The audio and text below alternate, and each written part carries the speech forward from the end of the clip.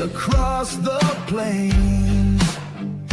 Hope rekindles in the crimson tide as freedom's anthem calls our names.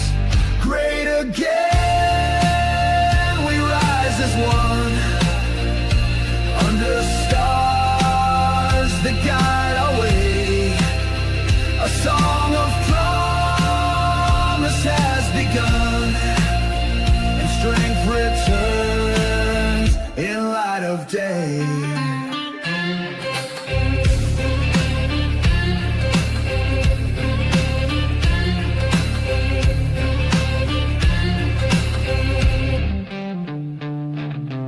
Fields of dreams are ripe once more.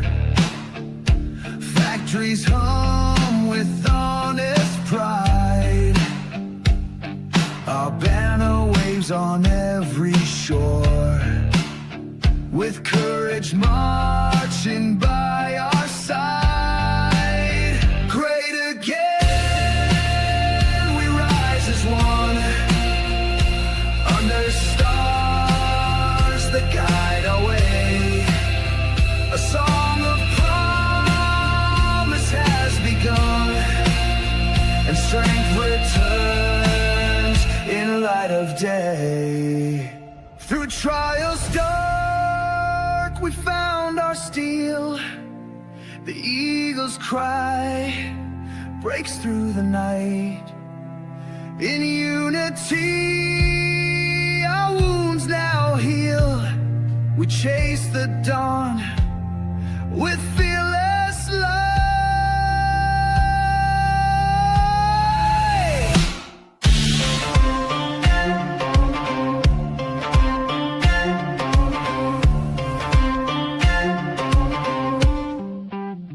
Great again, we rise as one, under stars that guide our way. A song of promise has begun, and strength returns in light of day.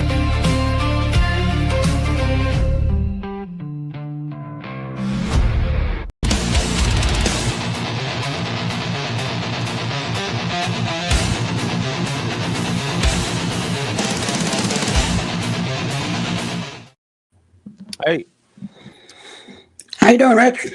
all right. How are you? I'm okay, but fighting a virus all week. Yeah, you were saying. Oh man, it's been nasty. Yeah, where is everybody? Oh, we Yeah, I got don't people know. coming in. We got people coming in now. You Good. do have I people think it's coming because in. it's Halloween. You know, I've been in my house for 6 years. We never had one kid show up.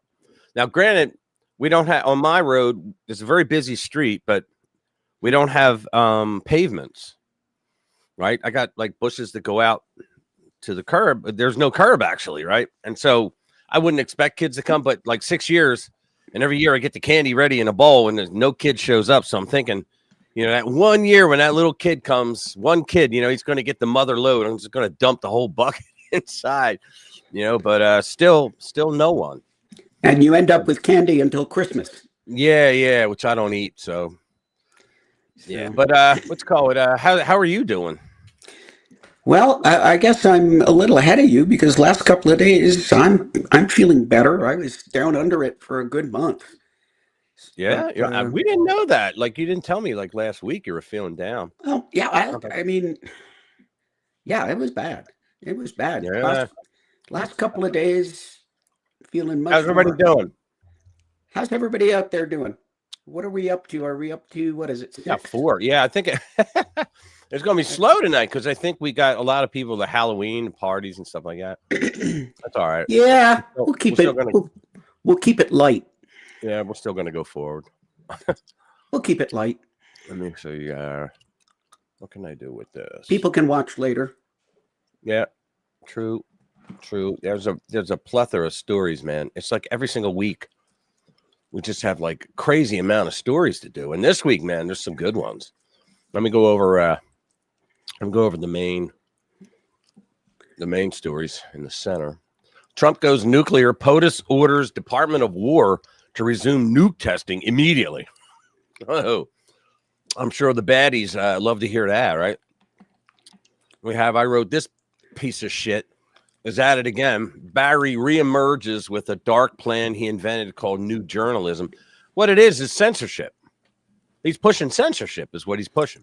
Yeah, really. What a surprise. Hey, do you remember when he was out there chastising the black men for not Yeah. rousing? And I then know for Kamala. did you see what he did? What now? What's up, 2 weeks Chill? ago? Good to see you, man. Hey, Chill. Did you see what he did like 2 weeks ago or 10 days ago or whatever it was? What's that? Obama? Yeah, Obama. He went out to Virginia. He went out to Virginia to campaign for the black woman running for governor, right? Who? No, he didn't. No, he didn't. No, he didn't. Yeah, he didn't. He didn't. Yeah, because that's Sears. I would vote for her.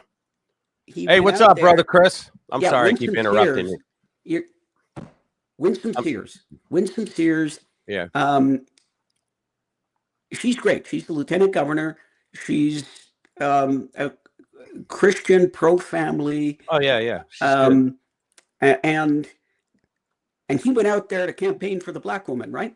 Yeah. No, he went for the progressive. He went Libnut and campaigned for Spamberger. Yeah. The blonde lady. Yeah, the Libnut. The complete Libnut. Yeah. Crazy, huh? He said some really crazy shit. What do you hear the video on that, man? Trump calls for the nuclear option, kill the filibuster to end the Schumer shutdown. Yeah, Schumer's doing it. Here's another one. You know Bill Kristol, right? What a scumbag he is. He endorsed Zoran Mondami for New York City mayor, despite him being against Israel, but that doesn't even matter. The guy's a damn communist, and this guy calls himself a conservative. I can't. You know what? I can't even remember the rag that he had a neocon, like a rhino rag that he ran. I can't. Anybody remember the name of that? I'm gonna say. Hey, what's up, Budgie? Good to see you. Yeah.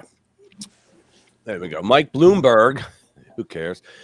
He reaffirms support for Cuomo in New York City mayoral race. That might bring him some votes. Kash Patel, probe into Trump. GOP lawmakers over January 6th weak on evidence. All right. Here, I want to see this MFer. I want to see him go down. John Brennan. So jihad denier Brennan busted. And we got. Did you hear what they're doing with Kamala? Like, what do you mean? They're going over votes, right, from the election. They're trying to claim she now has like 75 million votes. But the way they are. Yeah, but the way they're doing it, yeah, and it's like every month they put more and more in there. And the way I would play the video, but it's like 35 minutes long. I'm not going to do that. But I sent it off to Mark because the guy's an election integrity guy, and he spent like $3 million already going over the 2020 election, proving left and right that they cheated. And what you call it? So he pointed out, he said for Kamala alone, what they're doing is every month they take votes, and I can't remember how they're doing it, but he explained it in a way that like it's all fake. it's like BS, and they're saying, oh yeah, that was a Kamala vote. You know, they're taking independent votes. They're taking people that didn't vote and claiming they voted for Kamala, and they're just saying 75 million. So she won the popular vote. That's what they're trying to do, to take the popular vote away from Trump. But the records are already there. And when the National Archivist, when he or she, whoever it is, I don't know who it is, when they mark it off, that's it. It's in stone. It's not going to change. But they're trying to do this. I mean, think about how low they must feel right now. That even that they think will perk their people up. Oh, she got the popular vote, which she didn't. Go ahead. Yeah. What they should start doing is counting all the dead people, because we know we know the dead demographic overwhelmingly votes Democrat. Oh yeah, the dead and the people that moved out of the state, essentially people that would never know they just voted. That's what it is. All right, Chettarelli, Cheryl in dead heat for New Jersey governor in final days of campaign. You know what that means? That is like amazing. You got to have a boatload of lawyers in there because they're going to cheat to get her over, or to get Mikey Cheryl over. And I can't believe that she's even dead heat after all the crap that they found out about her. Remember this scumbag? So the Arctic Frost spying scandal gets so much worse, and it leads back to the infamous Judge Boasberg. He's the jackass that tried to single-handedly become the president. You know, he's the one that kept shutting down everything Trump wanted to do. And here we go. New, get this. Senate votes to terminate all of Trump's global tariffs. Here are the 4 rhino traitors who voted with the Democrats. All right. It was, who do you think? Without looking it up, who do you think? Or where? Hey, what's up, Commander? Good to see you. Chris, how you doing, buddy? Happy Halloween, everybody. Yeah. Susan Collins. Yes. Lisa Murkowski. Yes. Paul Ryan. No. Who? Paul Ryan. Paul Ryan. Am I mixing up a name? Yeah, you are. You mean Paul Rand or Rand Paul? Jesus. No. Paul Ryan he was the Speaker of the House at one point. Now he's the guy that completely screwed up Fox because he's on the board. Okay, yeah, I'm just mixing up a name. Okay. Yeah, Rand Paul. But yeah, it could be Rand Paul. Yeah, it is Rand Paul. Rand Paul, okay. And who's the last one? Okay, 3 out of 4, I can guess. The turtle.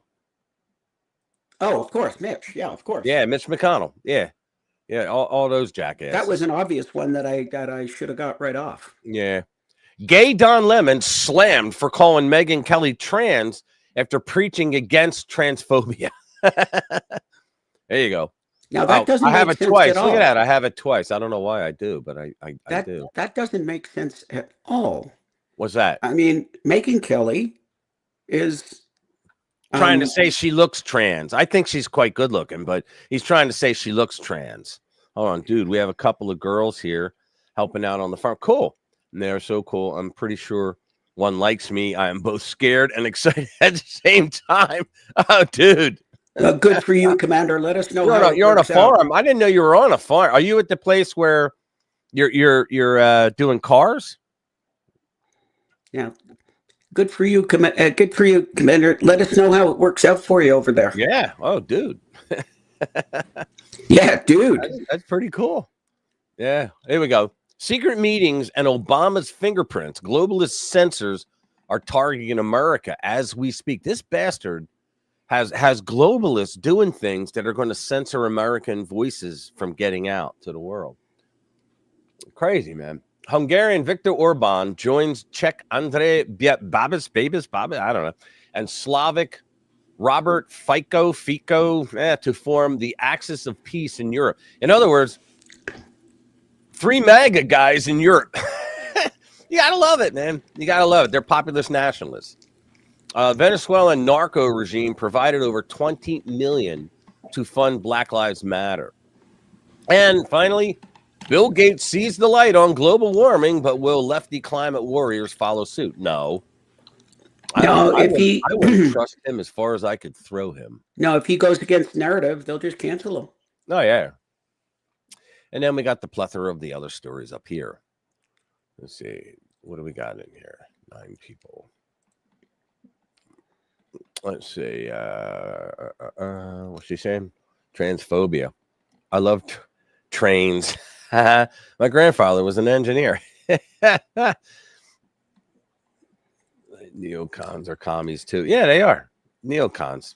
Yeah, my grandfather and 2 of my uncles were train engineers. Anyways, wait a minute. And we grow. Anyways, I have a 100 shop. Work my craft as a mechanic. Yeah, you're on Salt Island, right? Up in Canada. Well, Trump just said, fuck you to Canada. Sorry, guys. Yeah, Trump just told them, because did you see what they did? And one of them, I have one of the stories up. It's Canada just put out a video of Reagan talking about how tariffs should not be used for this, that, and the other thing, right? But they forgot to put the beginning part. Well, they didn't forget. They intentionally cut out. They're like Democrats. They intentionally cut out the exculpatory part where he said, this was over Japan, where he said, look, I don't like to use tariffs as punishment, but when you have unfair trade practices like this, it's the only way that we can straighten them out and we can have fair trade. And that's exactly what Trump is doing, which is why I think it's pretty disgusting that the rhinos joined the Democrats to try to tell Trump. And it's all symbolic to try to tell Trump, you know, you're not doing your tariffs anymore on Canada. Right? Yeah, It's but all I don't symbolic. I don't I don't the think House, the Senate I don't think the Senate can do that. Well, yeah, they are. They're saying they're trying to take away his emergency powers. Yeah, but See, I don't think they can. They can. If the House votes for it and it goes to the desk of the president, he'll veto it. So it's all symbolic. But the House is not even going to touch it. Yeah, the House is not going to put it up. See, the Congress gave him the emergency powers. They didn't give it to him. They gave it to the president, right? And so he's using them. And they were emergency powers. And in fact, the whole video that the rhinos put out, that Canada actually put out, right? The whole thing was, it said that Reagan said don't use tariffs, right? But in reality, it's when Reagan said in the beginning, like I said, that he said that if you have unfair trade practices, what has Trump been saying since the beginning of the tariffs? Yeah, we've been screwed by every country in the world. And he said, I don't blame the countries because our people let it happen, right? Got to get you a cough button. Hey, what's up, Louie? Good to see you, brother. Yeah, but Rich, you know that it wasn't Canada that put out that video. It was Doug Ford. Doug Ford. He is the premier of Ontario. Oh well, it was not okay. Canada. Canada. It had nothing to do with the. Yeah, it's still Canada. So, yeah, but the Canadian he did it on behalf of Canada. Okay. Oh, he didn't do it on behalf of Ontario. He did it on behalf of Canada. I'm going to say Carney knew about it, but it had nothing to do with the feds. Doug Ford did it independently. Spent $75 million apparently, and they were told to stop showing it, and they said, "Oh yeah, we'll stop showing it right after we show it in the middle of the World Series." Yeah, well, the point is, Trump has been saying since day one of the tariffs that it was all unfair trade practices that is the reason why he's using them, and he's using them to bring other countries to the table to say, okay, now let's talk about free trade, free and fair trade. In other words, what we allowed them to do, every president allowed them to do, was to say, okay, we're going to have free and fair trade. And then they say, but no, we want extra money. We want an advantage. Okay, because we had to feel like yeah, it was that liberal guilt. You know, we had to feel like, well, we're the top country. No, well, we could take a few, we could take a few hits here and there. Meanwhile, that was the working class that was taking the few hits here and there, right? Let me see. It says, Dr. Jade, Doug Ford and his crackhead brother, Bob. Not even kidding. We are so fucked here. Yeah, it's China, duh. Yeah. No, but seriously, it was Doug Ford. It was not the Canadian government. It was Doug Ford pretty much on his own. I'm going to guess that Carney knew about it, but no, it was Doug Ford. Hang on. Let me see. Did I even put it up there? Because I know I wrote a story about it. Hang on. Let me get my story up.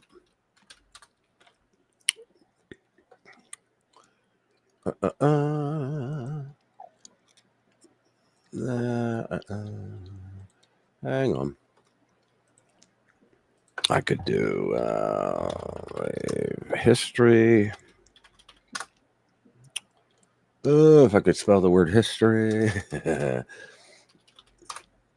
Let me see. There we go. Reagan candidate portrait featuring. It says, it has here, political ad, Canada to pull tariff ad featuring Reagan. As Canada announced it will stop airing, and let me put it up. Yeah, I believe you, but the fact is it was Doug Ford that did it. Oops. I believe you, but I still want to play it. So it says here, Canada announced it will stop airing an ad featuring former President Reagan criticizing tariffs after Trump said he would cut trade talks over the ad. This was it Tonight, Canada pulled the plug on a TV commercial that infuriated President Trump, prompting him to abruptly cut off trade talks. The ad uses the words of the late President Reagan to make a case against U.S.-imposed tariffs. America's jobs and growth are at stake. The ad, paid for by the province of Ontario, set off Mr. Trump on social media, calling the ad fake, with Reagan speaking negatively about tariffs. Such trade barriers. Yeah, but Ontario is Canada. Worker and consumer. Yes. The Reagan Presidential Foundation said the ad misrepresents the 1987 address on trade and said it should be watched in full. Right. This dust-up is another skirmish in a trade. And I have the beginning part, if I can find it.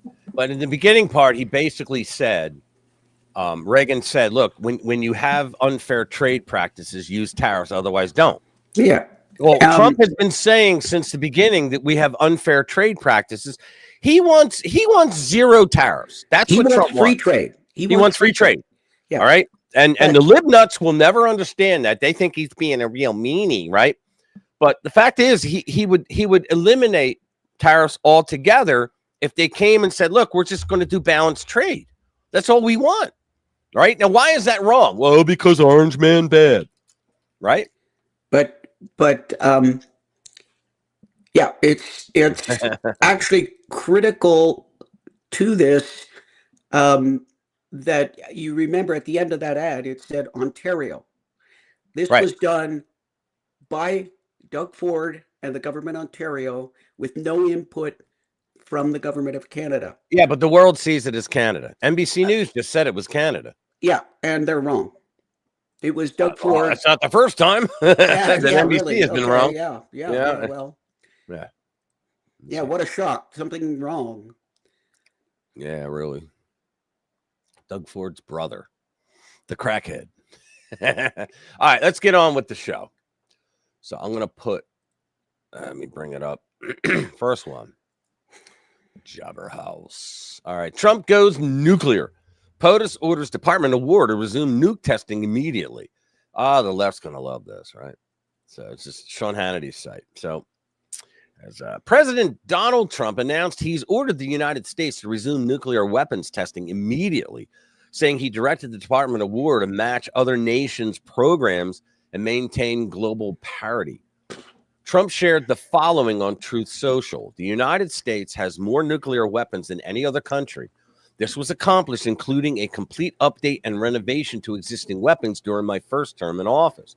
Because of the tremendous destructive power, I hated to do it, but had no choice.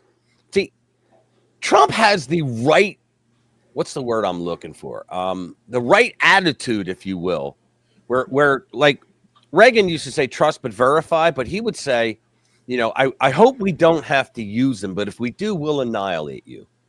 And that's the way America should be.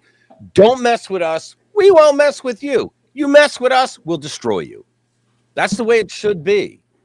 And Trump is one of the first presidents since Reagan. Well, he is the only president since Reagan to actually get that out there. So let me start over on this. Because of the tremendous destructive power, I hated to do it, caps. But I had no choice. Russia is second and China is a distant third, but will be even within 5 years, Trump said. Because of other countries' testing programs, I've instructed the Department of War to start testing our nuclear weapons on an equal basis.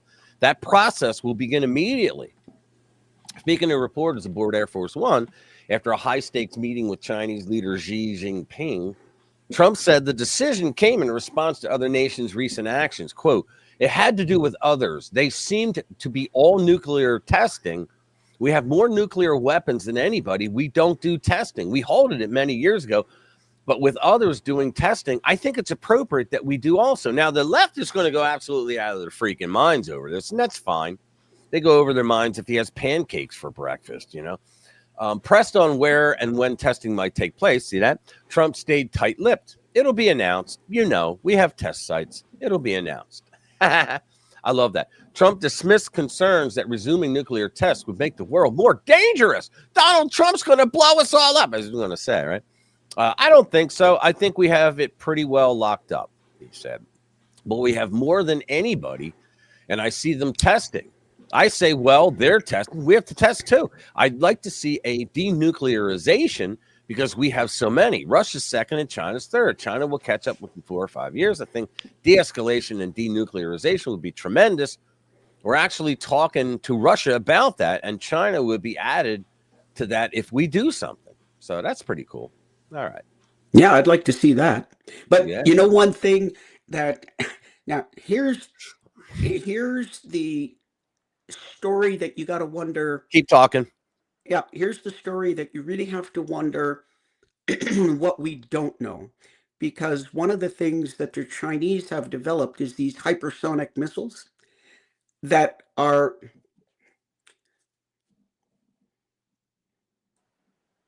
You there? no, okay, now you're back. Okay. Yeah. One of the things the Chinese have developed is these hypersonic missiles. The Russians have them too. And well, do they? Yeah, they do. Yeah. And they fired them already. Yeah, the thing is, they say the United States doesn't have them, but that's where the what are they not telling us comes in, because I would find it very difficult to believe that the Chinese could have, could be 10 years ahead of us and we wouldn't have a single hypersonic missile. See, the other thing too, I believe we built the Patriot system for that was used in the Middle East that now Israel has, which they have the Iron Dome, right? They were using Patriot missiles, which they target and stop the missiles coming over. And I would think that we would create something like that for the hypersonic. They're saying the hypersonic missiles can hit the target before you even know they've been launched. Yeah, well, because they go so high and so fast. What do you mean, Lou? We don't need nuclear weapons. We have reverse engineered what technology. What kind of technology? Yeah, what kind? Oh, nuclear. I don't know, but you know what the next. You know what the next step is, and they're already on their way. The next step is to put a military base on the moon. Yeah, well, because Space Force. Okay, Commander, 3 women. I really want to know how this works out. Wow, you're gonna have 4. I did not plan this, dude. You better start doing some calisthenics. Yeah, some of the Are best they all things, cute? Are they all cute, man? Some of the best things happen when you don't plan. Yeah, it's exactly right. Do you have enough beer? Yeah. Little wine, maybe. Yeah, possibly. All right, next one. What else is up? Let's see. I don't know. Let's skip Bill Kristol. He's just a scumbag. No. I'm sorry. I'll do that now to get it out of the way if you don't like that. But I gotta rip this effer. Okay. Yeah, I mean, he deserves it. That's for sure. I hate this guy. I truly, I don't hate many people, but I hate him. All right. So Bill Kristol endorses Zoran Mondami for New York City mayor, despite him being against Israel. All right. So, and unbelievable. This guy, neocon, never Trumper, Bill Kristol, endorsed socialists. This kills me. Is this somehow? I can guarantee somehow this is related to TDS. How? I don't know, but I'll bet we can have 7 ways to Kevin Bacon and get there. Because for him to do this, like, why would a guy who had a conservative magazine, but it was real neocon, and for years and years until the neocon started fading in popularity, right? The Bush years were over. That was it. And this jackass comes out against Trump because Trump is not a neocon, right? What are you doing over there? Who, me? Yeah. Just drinking my tea. Why? Oh, your microphone picks up everything. Oh, yeah. See, if I put my cup down. Pretty good, man. It picks up everything. Wow, that's a good mic. All right. So anyway, let's see. Neoconservative, never Trumper, Bill Kristol endorsed socialist New York mayoral candidate Zoran Mondami, saying he wishes he was less against Israel and all that, but calling him a very impressive politician. And he still calls himself a conservative? Come on. In an October 9 interview with Claremont McKenna College, student newspaper, The Forum, the ex-Republican political commentator. So he's not yeah, I like how Breitbart wrote that. The ex-Republican political commentator described the prospect of former New York Governor Andrew Cuomo becoming mayor as ridiculous. Quote, I think a lot of the younger Democrats are quite impressive, Crystal told the outlet. When asked if any names stood out to him, he listed Virginia gubernatorial candidate Abigail Spanberger, New Jersey gubernatorial candidate Mikey Sherrill, and Mamdani. Now, can you believe this? This a-hole is actually pushing commies. Holy cow. I live in Virginia, so Abigail Spanberger, who I think will run in November, is really excellent. It might be Sherrill actually in New Jersey, excellent. And so part of my core praise for Mamdani has been that, you know what, if we elect 3 Democrats who win in November, the 3 big races really, and it's Spanberger and Sherrill and Mamdani, that's okay. Yeah, I'm done. You're right. It just pissed me off. Yeah, the good news is... What a jackass. The good news is we have a chance in New Jersey. Yeah, we do. Chattarelli. Yeah. Don't stir the tea with your mouth. Yeah, exactly. Yeah. All right. Next one. You want to read one? Sure. Let's talk about Chattarelli. All right. Let me see. Which one is it? I'll just share my screen. Which one is it? Chattarelli. Yeah, bring the link up. Let me remove this.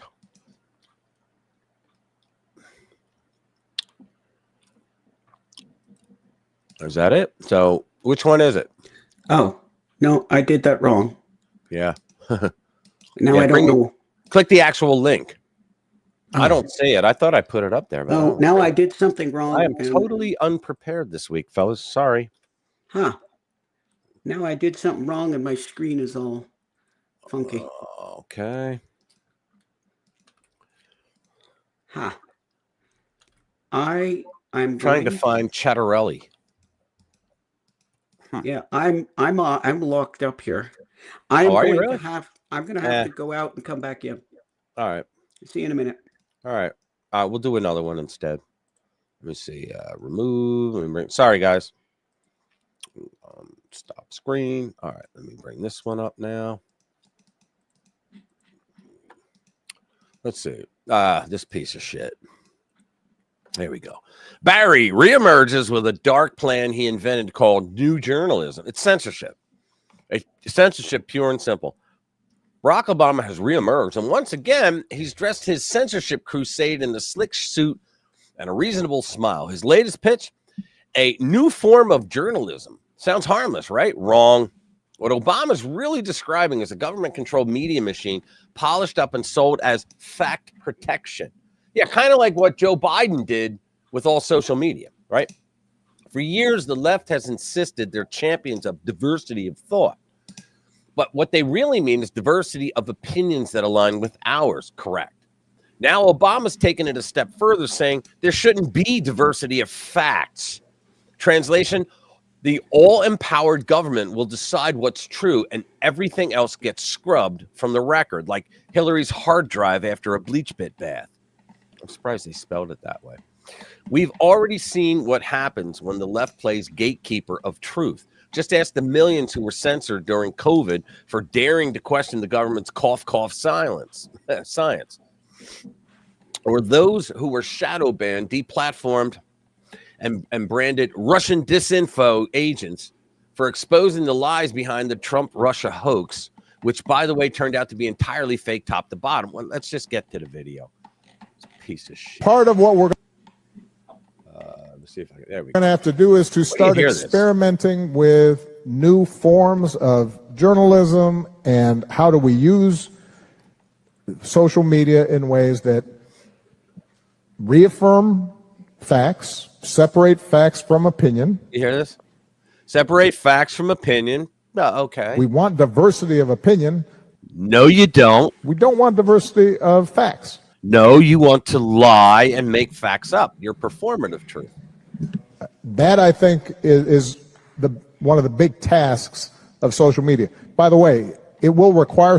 Social media was supposed to be that they have Section 230 that protects them from not being sued because they're going to give everybody a platform to say whatever the hell they want. Right? But yet he doesn't want it that way. And this is what they did. They started censoring social media by force. And especially Biden. I mean, Biden put it on steroids. And that's what he wants to bring back. He wants government to control what you can and cannot say. Some government, I believe. Some government. Some government regulatory constraints around some of these business models in a way that's consistent with the First Amendment. Right. But that also says, look, there is a difference between these platforms letting all voices be heard. He's letting all voices be heard, meaning bullshit. I just said that so that you can't call me a guy that wants to censor. Versus a business model that elevates the most hateful voices. See, when they say hateful, they mean anything they disagree with. So if you say there's only two genders, that's hateful. How's it hateful? It's science. It's real. No, it's hateful. Why is it hateful? Because I don't like it. Or the most polarizing voices, or the most dangerous in the sense of inciting violence. Oh my goodness. Okay, Rich, voices. Remind me, who was it that was burning Portland down for? Yeah, exactly. Hey, what's up, Gina? Good to see you. It's unbelievable what this jackass is doing. Jimmy from Philly in the house, people. Hey, Jimmy. Yeah, it's just unbelievable what this jackass is doing. And that I think is going to be a big challenge for all of us that we're going to have to undertake. Yeah. Why does anybody care what he has to say? That is probably a question, but you know, the fact is, anytime you suppress voices, that's called censorship. Yep, and that's what he wants to do. And go ahead right now. Everybody's welcome to participate. I want everybody to let me know which regimes in history that promoted censorship were the good guys. Right. Go ahead. I'll wait. I'll wait. It's never happened. You'll be one of those skeletons on the bench. It never happened. I'll wait. I think my screen, I managed to get out of it without rebooting. I thought I was going to have to reboot. You should be able to share my screen, I think. Okay, cool. Let me see. No, that came out weird. That came out weird. That's what you put up. All right, let me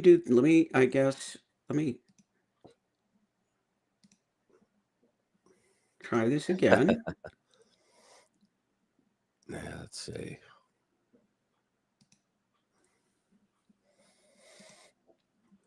Now, what is it showing now? Same thing. Holy crap. Yeah, just put up the link to Jabberhouse, and then you can click it from there. Well, now I'm. Yeah, just do share screen and put jabberhouse.com. And I'll bring it up, or I can bring it up. Well, I can bring it up to show, and then you can read it off your screen. Allow to share window. Share this window. What does it look like now? Technical bugs. All right, hold on. There you go. Cool. Yeah. That is. Well, I don't know. We'll work this out for next week. How's that? All right. Why don't we do it next? Bring up the Jabberelli story.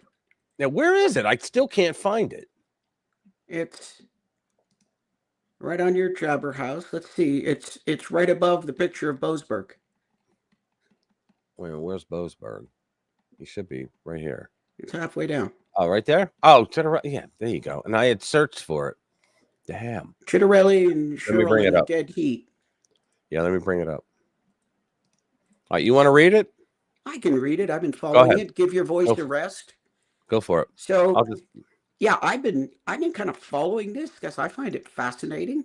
Yeah, he may turn New Jersey red. Can you believe it? So how cool would that be, right? Chitterelli and Sherrill are in a dead heat. So it says the New Jersey race for governor is a dead heat, with 49% of voters supporting Democrat Mikey Sherrill and 48% backing Republican Jack Chitterelli. A bombshell new poll revealed Thursday. When undecideds are pushed to say who they're leaning towards, Sherrill's lead increases by 1 point, 50% to 48%.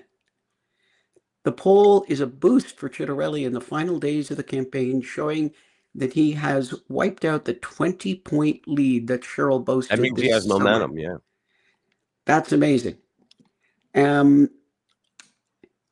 The race? And then if you go down, there's a chart there. Look at the chart. It's beautiful to see. Go down. Yeah, right there. Look at that's just a visual representation. Yeah, he had a 20-point deficit, and he's kind of knocked it out, which is pretty damn good. And a lot of that, let's be honest, a lot of that is due to the fact that she's a scumbag, that she refuses to say why she couldn't walk down the aisle and when she graduated from the military college, like why she couldn't. I think it's because she cheated. Didn't she cheat? She did not cheat, but there was a cheating scandal, and I think like a whole bunch of people got tossed out, and she didn't get tossed out because she didn't cheat, but she knew about it, and because she didn't report it, they said, okay, you can graduate, but you can't walk. Yeah, you can't walk. All right. So she was dishonored by the military academy. Yeah, listen to this though. Women favor North Jersey Congresswoman Sherrill by 18 points. Well, of course. While Chitterelli, also the 2021 candidate, leads among men by 16 points. Yeah, so see, the female liberal is the only demographic that you cannot get them away from voting for a communist. That is who's voting communist. It's liberal women. It's the same people that are putting Mamdani in power. Well, but it's more the college age people. There's more college age voters in New York right now, in New York City, than any other demographic. But I'm telling you, it's the liberal women. Oh yeah, they're voting commie, but the young people are the largest. A majority of voters, 52%, say the economy is by far the top issue facing the garbage state, which has one of the highest tax burdens in the nation, including hefty property taxes. Tell me about it. Yeah. Wow, I've heard about them. Only 14% of poll takers say threats to democracy is a top concern, followed by housing affordability at 11%, while 5% of voters cited immigration policy and another 5% healthcare. And that chart, that is beautiful. Yeah. So I know. And can you imagine we can turn Jersey and we have Elise Stefanik, who came out a point ahead of Hochul. Can you imagine if we turn New Jersey and New York red? Holy cow. And I don't think either will happen, but can you imagine if we could? Yeah, I mean, that would be wonderful. I was listening to it's up to the independents now. I was listening to an election analyst this morning who said that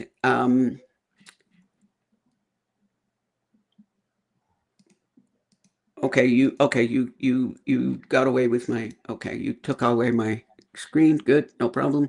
I thought you were done. Well, I am. Yeah. What was I going to say?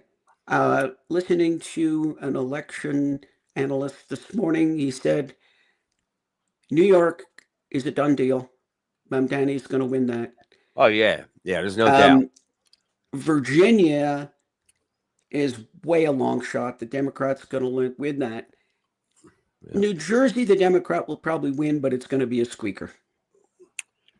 Yeah, I don't know, man. I don't know. I think what's going on is New Jersey is pretty close right now to saying, you know what, it's bad enough.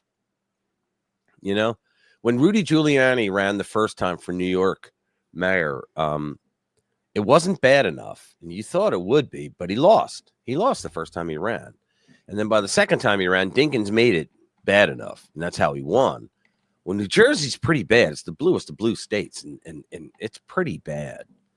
And right now, New York, holy cow, after de Blasio, and then now Eric Adams wasn't as bad as de Blasio. De Blasio was actually a commie. I mean, he went down to the whole Nicaragua thing and to defend the Sandinistas, for goodness sake, right? But Eric Adams was, he was a cop, and he was a Democrat, so he got caught up in all the crap, the shit sandwich that they hand you when you're a Democrat mayor there. But his downfall was when he went against the Biden administration for sending all the illegals. And in the beginning, he tried to blame Greg Abbott, but people told him, look, jackass, it's your president that brought them all in here, and that's what's going on. So he's just out. He said now, like as a last-ditch effort, he came up with something where he's going to throw a lot of money at New York City. Yeah, but Bill de Blasio, he's just an ass. He's just an ass clown. Oh, well, yeah, he always was. But, yeah, I can't believe they voted him in. That was just, wow. And then and he during COVID, he was a total tyrant, just like the rest of them in the blue cities. Let me pick another Listen, one. Since you read that article on Billy Crystal, right? Although I like the other Billy Crystal better. Yeah, the comedian. You might as well read. Yeah, right, Commander. Yeah, you might as well read the one below it about Mike Bloomberg. I don't agree with Mike Bloomberg on anything. Right. But if he's going against Mamdani, I guess there's something I do agree with him on. Yeah, let's do this. Let me bring it up.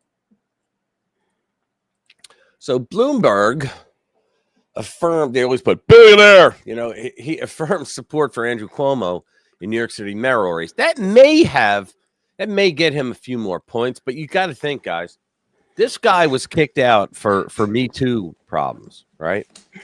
And he should have been kicked out for killing 15,000 elderly people by stuffing COVID patients inside nursing homes. And then he tried to blame the Trump administration, saying, well, they told us to do it. Yeah, but you were supposed to negotiate with the people that run the administrations of those nursing homes so that you would separate them so they wouldn't catch COVID and die, you jackass. And you skipped that part.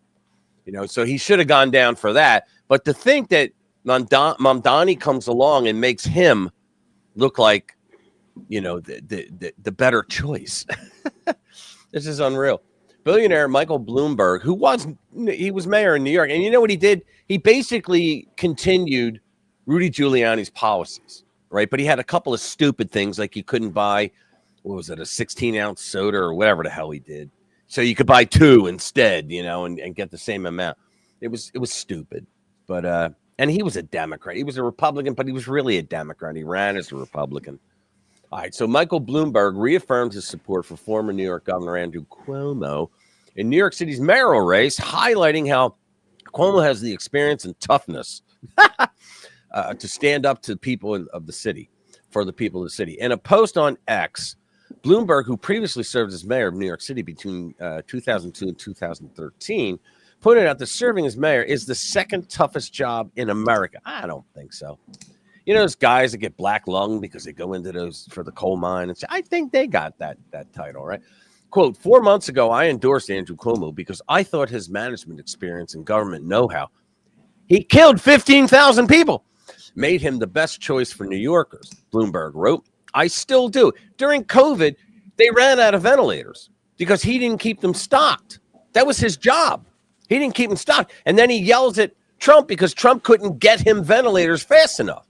What the fuck? How is that the president's job to get a governor of a state ventilators? It's not the president's job. I still do. And today, with early voting underway, I wanted to reiterate my support for Andrew Cuomo. Well, that's great. Being mayor of New York City is the second toughest job in America. And the next mayor will face immense challenges. Yeah. It's going to be Mamdani. Andrew Cuomo has the experience and toughness to stand up to New Yorkers and get things done. I hope you will join me in supporting him. You know what? I'm done with that. I wonder what all the liberal women are going to say when Mendami starts talking about making women wear burqas. Yeah, really. Yeah. Well, you know, he has never apologized for several crazy shit that he said, but his whole free bus rides and government grocery stores, excuse me. Anybody who's ever lived in Cuba, it's not gonna fly. What's that? Anybody who's ever lived in Cuba will tell you how well that works. Oh yeah. So a vote for Sliwa was more damaging to who? No, you know what? I like Sliwa, Curtis Sliwa. I actually like him because he used to have a radio program out of I think it was America's Radio out in New York. It was WABC actually, and I think he was on that. And I used to listen to him in Philly. We used to be able to get that channel out of New York, and he was very conservative and. You can't doubt he loves the city of New York. He just loves it. And he wants to fix it. And he's a good conservative, and I would love to see him win, but he doesn't have a snowball's chance in hell because the place is just it's overwhelming with communists today. So he doesn't have a chance in hell, but he keeps running. He's not gonna leave. But and he was the Guardian Angels guy. That's how he was known. He was a guy that actually did something to help people because the system there, the justice system, couldn't. All right, so the next one, let's go. I want to go to jihad denier. Brennan, I out of all of them, I want this guy to go down, right? So false statements to Congress are not the only problem with Obama's CIA boss. The House Judiciary Committee has referred former CIA Director John Brennan for criminal prosecution, charging that he made numerous willfully and intentionally false statements of material fact, but the bogus Steele dossier and so forth about that. As the committee and the people should know, more serious offenses emerged in Brennan's undaunted "my fight against America's enemies at home and abroad." Law restricts the Central Intelligence Agency to operations abroad, but this CIA director first targets enemies at home. Brennan's number one enemy is the evil, despicable, and vile Donald Trump, pronounced guilty of incompetence, dishonesty, and cravenness, and so on. At the agency, this was not a private opinion. Now, you got to remember, this guy literally was a communist, and he voted communist. When there was the Communist Party of America, whatever the hell they're called, right? Losers, whatever the hell they're called. He voted for this guy and he admitted it. You know who else was an avowed communist? James Comey. He's a Republican. Really? He was a communist. He voted for communists and he admitted it. Consider John Gentry's neutering the CIA. Why U.S. intelligence versus Trump has long-term consequences. The author of former CIA analysts adds some IC intelligence community agencies that triggered the attacks on Trump remain intact, available for reactivation in the event of another serious candidacy by Trump or the election of another Republican president. Can you imagine this shit? People that work for the president are openly talking about how they have these groups together to go against the president. It's just unbelievable. Both books confirm the judgment of Angelo Codevilla, an authority on the CIA like no other, that intelligence officials abuse their positions to discredit opposition to the Democratic Party, of which they are part. Complicit with the media, they leverage the public's mistaken faith in their superior knowledge, competence, and patriotism to vilify their domestic enemies from behind secrecy's shield. That's Brennan all over, but the dot runs much deeper. Yeah, they have superior intelligence. They missed 9/11, didn't they? They missed a hell of a lot of things. They missed the Bay of Pigs. They missed a lot of things, right? As Undaunted explains, Obama did not see counterterrorism as a fight against jihadists. So Brennan pointed to the Islamic teaching that jihad is a holy struggle in pursuit of a moral goal, and violence and jihad not necessarily synonymous. That contradicts the 1,400-year record of jihadist attacks and was doubtless the official view of the CIA. Check out Brennan's description of the event, we don't have to go through all that. The guy's a scumbag, and I hope he goes down.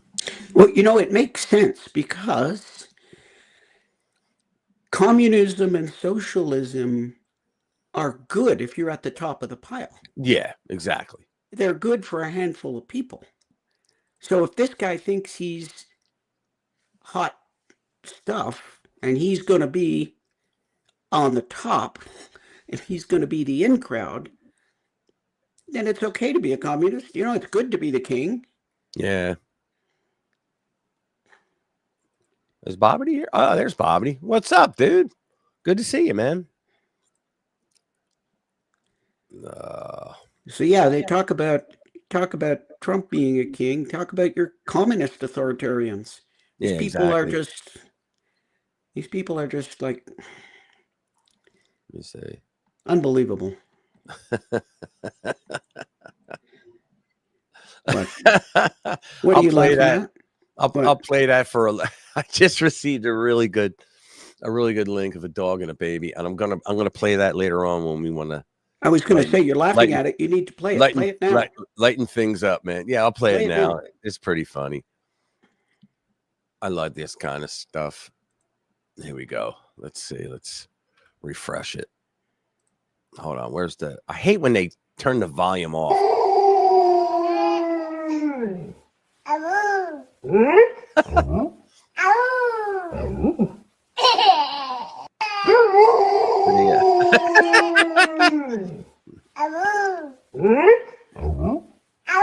I just think that kind of stuff's funny as hell. There was another one. Let's see this other one that I got. Here we go. King's protest, and now you're begging the king for money and food. Yeah. Don't laugh. It's not funny. You guys were just having a no kings protest, and now you're begging the king. Yeah, she's right. It's funny. You know what it is? The no kings thing. Seriously, guys, did it make any sense whatsoever?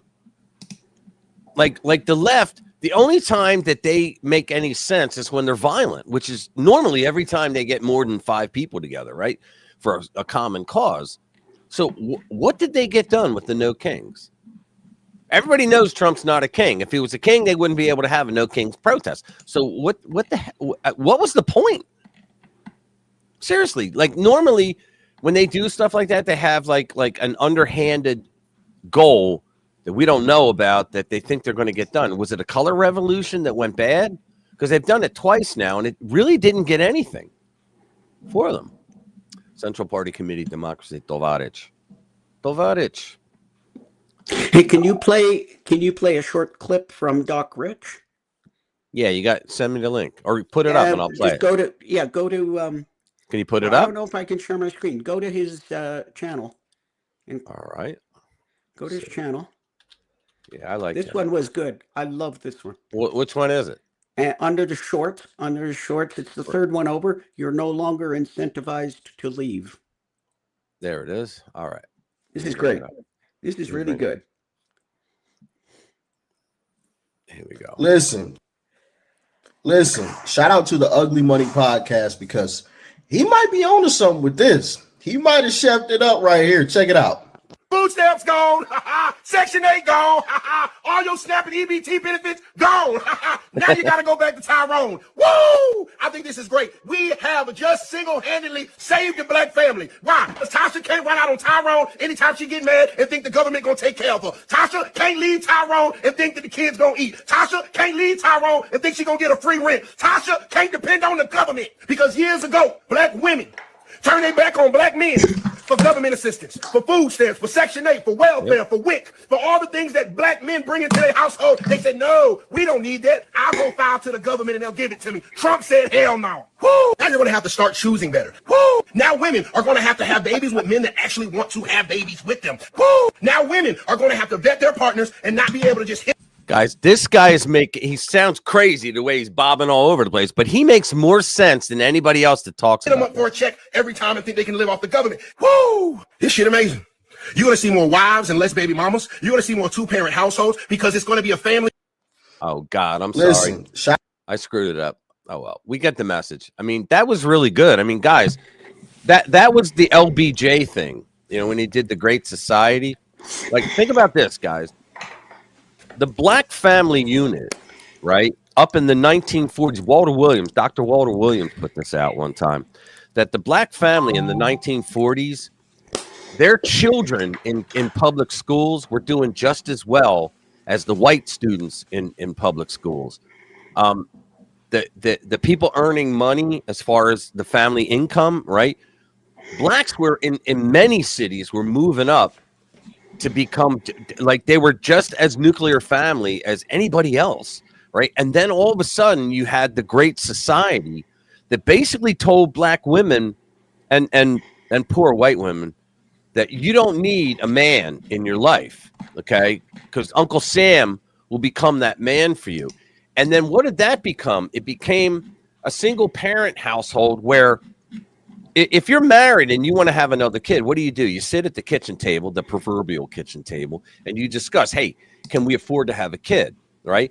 But under LBJ's Great Society, if you needed extra money, you just had another kid because then they gave you more money, right? And that guy in that video made so much sense that now that if they take away, that's why the welfare to work thing that they finally forced Clinton to sign after he vetoed it twice, it did help a boatload of people because when they had to go back to work, it brought dignity. They made a lot more than they got off the dime, right? Yeah, don't meet a man. All right, dude. Yeah, but that guy made a lot more sense than most people to talk about that, in my opinion, anyway. So let's see. Kamala Harris. What would it be without a Kamala Harris dig, right? Reporter humiliates Kamala Harris over Biden health cover-up. This is a world-class pivot. So, failed Democratic presidential candidate Kamala Harris was confronted in a tense exchange with a journalist who called her out for evading questions about former President Joe Biden's frailties. Harris was challenged by Australian Broadcasting Corporation Sarah Ferguson on Biden's decline that all Americans witnessed, yet no Democrat leaders publicly acknowledged. Because of the party's silence on the issue, Ferguson asked Harris how the cover-up affected her campaign. Wasn't Joe Biden's refusal to recognize his own frailties the reason that you face nearly impossible task? Rather than admitting to the frailties of the American public saw with her own eyes, Harris retreated by changing the subject to Trump. We got to watch this if there's a video. I hope there's a video. Yeah, they never put a video up. I don't know why Blaze does that. But they had good articles, but then they don't put the damn video up. But the reporter literally said, whoa, I got to stop you. That was a world-class. Oh, yeah. Oh, yeah, world-class. Literally said, she stopped her. Yeah, I ran against Donald Trump for president, Harris responded. And Donald Trump ran on a platform that was in large part, I believe, misrepresenting his intentions to the American people. How these people, they're sociopaths, all of them. Because Donald Trump told us exactly what he wanted to do. And guess what? He's doing exactly what he said he wanted to do. But here's this Jacobin saying he's misrepresenting his intentions to the American people.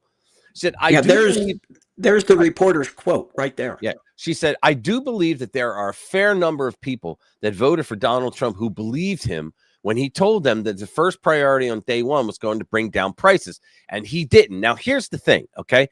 He said, we will bring down prices and that'll start on day one. Now, everybody with sanity who supports Trump knew that he didn't mean that on day one, those prices, we're going to force those prices. No, what he meant was we're going to work on day one to get those prices down. But because they take him literally and we take him seriously, they're saying, well, he lied because he didn't take down those prices. It's like I always say, another Trump lie is where he says, well, I paid the guy $1,000 to paint the wall. And they'll come back and say, well, we at CNN just did a little study and we found out after taxes he only made $902. Therefore, Trump lied about paying him $1,000, right? I mean, that's how they deal with this. And she's an idiot to fall for that. And you combine that misrepresentation of intention with also what was at play in terms of massive amounts of mis and disinformation. Now, that whole paragraph was misinformation and disinformation combined, both parts. I mean, she just lied her ass off saying he was misrepresenting his intentions. He did no such thing. So, hold on. I don't know about you, but this is what I voted for. Yeah, I'm telling you. Hold on. My only complaint is that he's not doing more faster. What's up, Bass? Good to see you. Hoi. Yeah, my only complaint is he's not doing more and more quickly. Right. This is what I voted for. Me too. In the middle of Harris's rambling response, Ferguson called out the failed candidate. I love how they write the failed candidate for avoiding her question entirely. I want to interrupt you because that is a world-class pivot, Ferguson said, but it is not the question that I asked you, which is about Joe Biden's failure to recognize his own frailties and what that did to you. The question is about Joe Biden. Are you still reluctant to criticize the former president? As Ferguson pointed out, Harris and even former staffers from the Biden administration seem reluctant to point out the obvious weakness of the former president. And she says, he was not frail as president of the United States. Then why were you put in there? Think about that. It was after they started all this crap right after that infamous debate. Right? She says, but he had frailties. We all saw the debate. Exactly. Harris was, with a stunned expression, made a last-ditch attempt to defend Biden's fitness for office. I do believe that Joe Biden had the capacity to be president of the United States, and I never doubted that he had the capacity to be president of the United States. Then seriously, then why did they put you in there? That's the dumbest thing she could have said. Like, you think about it. She doesn't think anybody's ever going to ask her about that, so she wouldn't have an answer ready. Like, even if it's bullshit, which it would be, she's Kamala Harris, right? I mean, if you want to talk about whether he had the ability to endure what a race for president of the United States would require in that political environment in 2024, as I've said in my book, I had concerns. You had concerns. But you just said that he had the capacity to do it.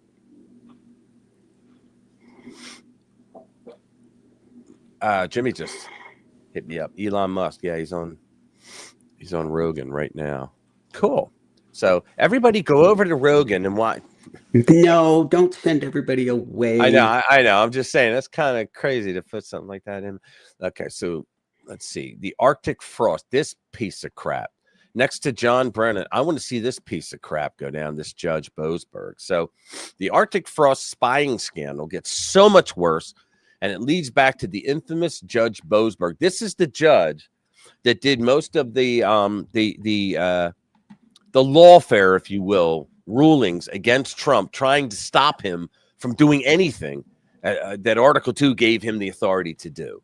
This is him and what's her name, Burl Howe, those two pieces of crap. As Red State reported, Republican senators held a press conference on Wednesday, and what they revealed about the Arctic frost scandal was incredibly disturbing. Describing it as worse than Watergate, Senator Marsha Blackburn presented evidence that 92 different conservative organizations or individuals were targeted by Jack Smith and the Biden-era Department of Justice.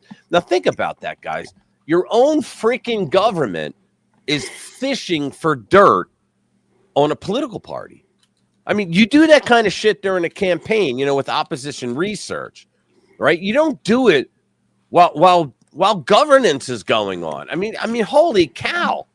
All of this was done under the guise of going after President Trump over the 2020 election, and 8 GOP senators also had their phone records subpoenaed, among other intrusions. That's where things get even crazier. According to Senator Ted Cruz, infamous left-wing Judge James Boasberg was near the heart of the scandal, helping the Biden administration cover its tracks. Jack Smith subpoenaed Cruz's cell phone records from AT&T. AT&T was ordered by corrupt Judge James Boasberg, banning AT&T from disclosing the subpoena to Cruz. I don't think the judge has the right to do that. Boasberg told AT&T that if Cruz was informed, Cruz would destroy evidence. So in other words, this judge is jumping the gun and saying Cruz has no privacy rights on his cell phone records. right? And that I am determining he will destroy evidence to harm national security. Who the hell does this guy think he is? If you aren't familiar with Boasberg, he's the same judge who tried to hold the Trump administration in contempt for not magically turning around plane loads of illegal immigrants that had already taken off and left U.S. airspace. That would eventually be vacated on appeal, with Judge Naomi Rayo chastising Boasberg for threatening contempt over an order he never had the power to enforce in the first place. Boasberg, who was appointed by Obama, has worn his biases on his sleeve and made a mockery of the justice system for his political ends. He absolutely did. In that context, it's not even that surprising that he was also involved in Arctic frost. Why wouldn't he be? I mean, the country is basically run by half a dozen left-wing district court judges at this point. That's why you keep seeing these same names pop up again and again. Hold on.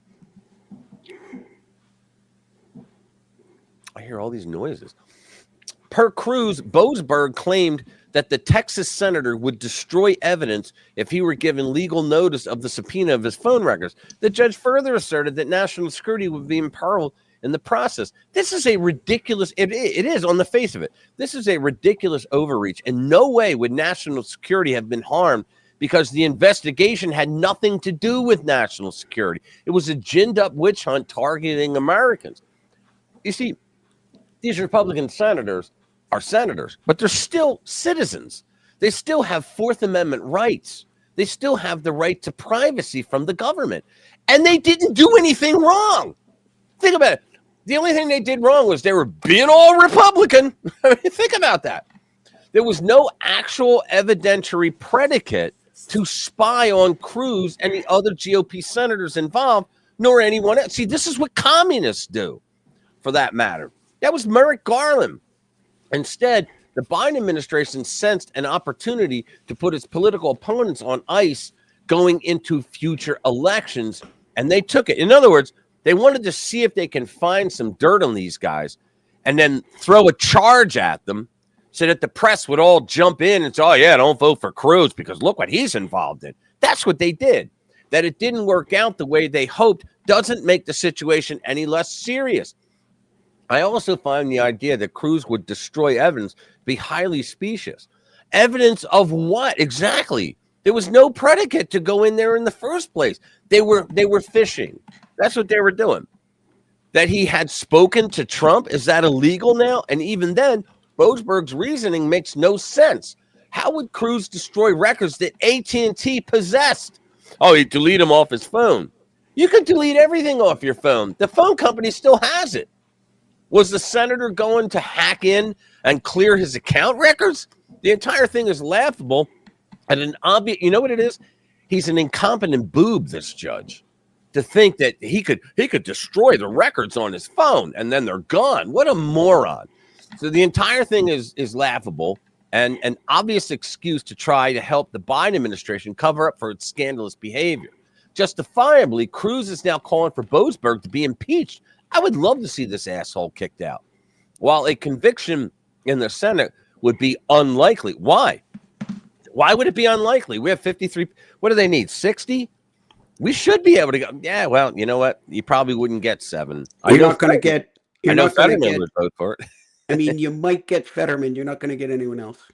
Yeah, that's right. The GOP-controlled House only needs a bare majority to file articles for impeachment and force a trial. Yeah, you know what? And that's why these judges behave this way. There's no consequences for them when they do this kind of bullshit. There just isn't. Hey, Linda, what's up, girlfriend? Good to see you. Thank you for being here.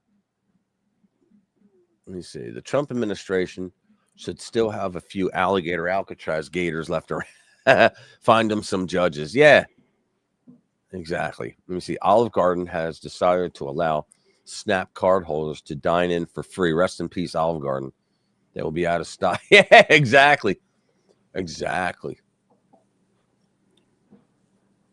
For 24 years, I don't know why I'm sharing this, but for 24 years, my boss and another coworker and I have gone to Olive Garden every Wednesday for 24 years. And the two of them this Wednesday They were both out on vacation, so I went by myself just to keep the tradition going. All right, enough of that. So let's see what's next. Yeah, the global tariffs. Here we go. They can't stop him. Who, Trump? They can't stop him from doing that. They could take away the emergency power. They did it before in his first term, if you remember. Yeah, but tariffs are an Article 2 power. No, they're not. It had to do because the House is in charge of the money. They control the purse strings. But they gave the presidency, not Trump. They always go, they gave Trump. Hey, what's up, Anglo? Good to see you. Thanks for being here, man. They gave the presidency the power for emergency powers. And if you remember, they stopped Trump when he said he declared the border a national emergency, which it obviously was. Okay. It was a national emergency after Obama. He let, not like Biden, but Obama let a lot of them in too, right? And so they voted. My congressman too, the piece of crap, Brian Fitzpatrick. He also did that. He voted to stop Trump, and this is why it's all symbolic, because Trump can just veto it. 42. Good to see you, brother. How you doing? Hope all is well. Yeah. So let me go through this. Let me bring it up. This is all symbolic, but it's just sad the way it worked out. The Senate votes to terminate all of Trump's global tariffs. Here are the 4 rhinos who voted with the Democrats. You ready? The Senate once again sided with global special interests. And again, now it's not the Senate.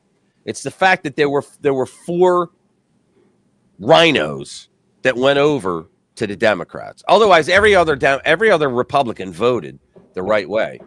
So on Thursday, the U.S. Senate voted to strip Trump of his power to impose the tariffs that he had placed on freeloading nations that have stripped Americans of their jobs and wealth for decades. These included tariffs on China, America's top foreign adversary. And like we talked about earlier, guys, when Reagan talked, for those that just came in Ontario, there was a guy in there, Jade will tell you his name. Ford. Doug Ford. There you go. So Doug Ford, he put out a video trashing Trump's Canadian tariffs, showing Reagan saying that tariffs are not a good way to negotiate, yada, yada. But they pulled always the left, they pulled the exculpatory information out, which was in the beginning of it, he said, because he was talking about, he was putting tariffs on Japan.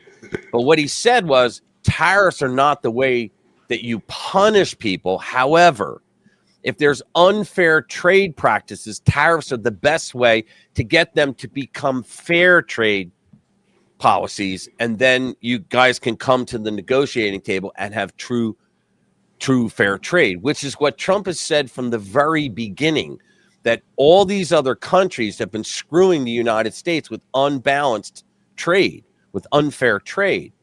And so he's putting tariffs on them. He doesn't want to, but he's doing it, and he's bringing a boatload of money in, but he's doing it so that they eventually lower, and it comes to zero, and we have true free trade. That's what he really wants, and he said it all along. It's like it's not a secret, right? On Thursday, the Senate voted to strip Trump of the power to impose tariffs that he had placed on freeloading nations that have stripped Americans of their jobs and wealth for decades. These even include the tariffs on China, America's top foreign adversary. The vote was 51-47. 4 rhinos sided with the Democrats to stab Trump in the back, and that's exactly what they did. The 4 Republicans who voted to strip away Trump's efforts to restore prosperity were Lisa Murkowski, guilty, Mitch McConnell, brain dead, Susan Collins, guilty, and Rand Paul. Rand Paul's a libertarian, so I give him, that much, on confidence, because that's what a libertarian would do. Yeah, right? he gets a little flexibility. Yeah, but not much, because not much. He understands why Trump is using tariffs. And if he's truly a libertarian, he should be all for the goal that Trump's doing with the tariffs, which is he wants free trade. Don't libertarians want free trade? You're not going to get that by singing Kumbaya and floating candles down a frickin' river. But, right? yeah, we can't get rid of Mitch McConnell quick enough. Oh, I know. I mean, Mitch he's gone next year, isn't he? What's that? Yeah, I think he is. Next year. Yeah, I think he is. Yeah, he's still freezing up. He still does that. Yeah. Every now and then. There's like a lot of articles. Why is Mitch McConnell freezing so much? What do you think? Yeah, he's got to go. He's got to go. Yeah, here we go. This is Gay Don Lemon. So Don Lemon slammed for calling Megyn Kelly trans after preaching against transphobia. He calls her trans. All right. Former CNN host Don Lemon is facing backlash. Let me increase this a little.